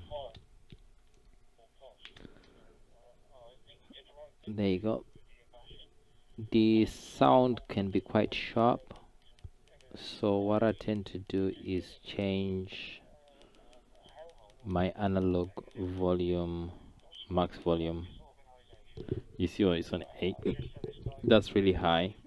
When I'm at home, I use it as indoors. When I'm out and about, I use it 4 or 5. Is loud enough, more than loud enough. So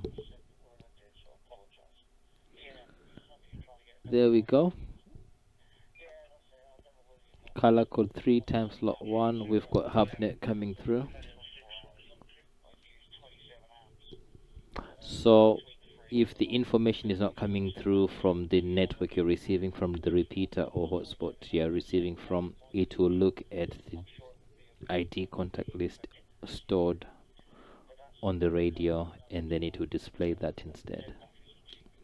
And there you go. So now your HT is ready to use without having to worry about doing a code plug in this. Okay. If you remember those settings that we were doing for the shortcut buttons, for the button shortcuts, they are under options here. Okay, let's move this out of the way. You see this option setting here, optional settings. Double click that and it will switch this menu on. And key functions, this menu is what we were editing. Okay, so short press is power level, long short press, nuisance delete if we were scanning. So let's go to another channel. If I go to menu on the radio and then I scroll down to scan and then scan list, select the scan list, I still need to press up and then select current scan list, and then I hit the hash key and then I hold this button and it will start scanning, and there you go.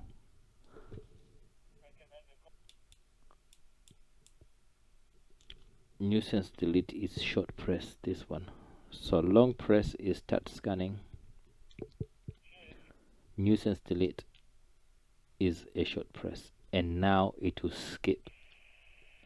You see here we've got nonsense coming out of GB3, so we want to nuisance delete it, and there we go. Now that channel is silenced. If we want to reset, let's say that hubnet channel, we want it back now. Let's switch off this nonsense. Let's say we want it back now. Go to scan list and then select scan list. That resets our nuisance delete option. So if I press and hold scan, it's now going to include our repeater GB7CT again.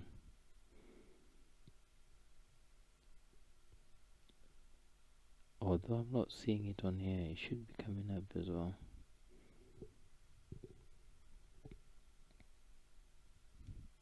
Let me switch it off and switch it on again. Let's see if, because I'm not seeing it on that fast scan. Because reselecting the scan list should override that nuisance delete that I've just done. On my code plug, I've got more than one scan list, so what I normally do is just select another scan list and then come back to my preferred scan list to reset the nuisance delete. I don't have that option because I only have one scan list at the moment. Okay, GB3VR is coming through. Okay, so what I did that, so I need to nuisance delete this one. There we go.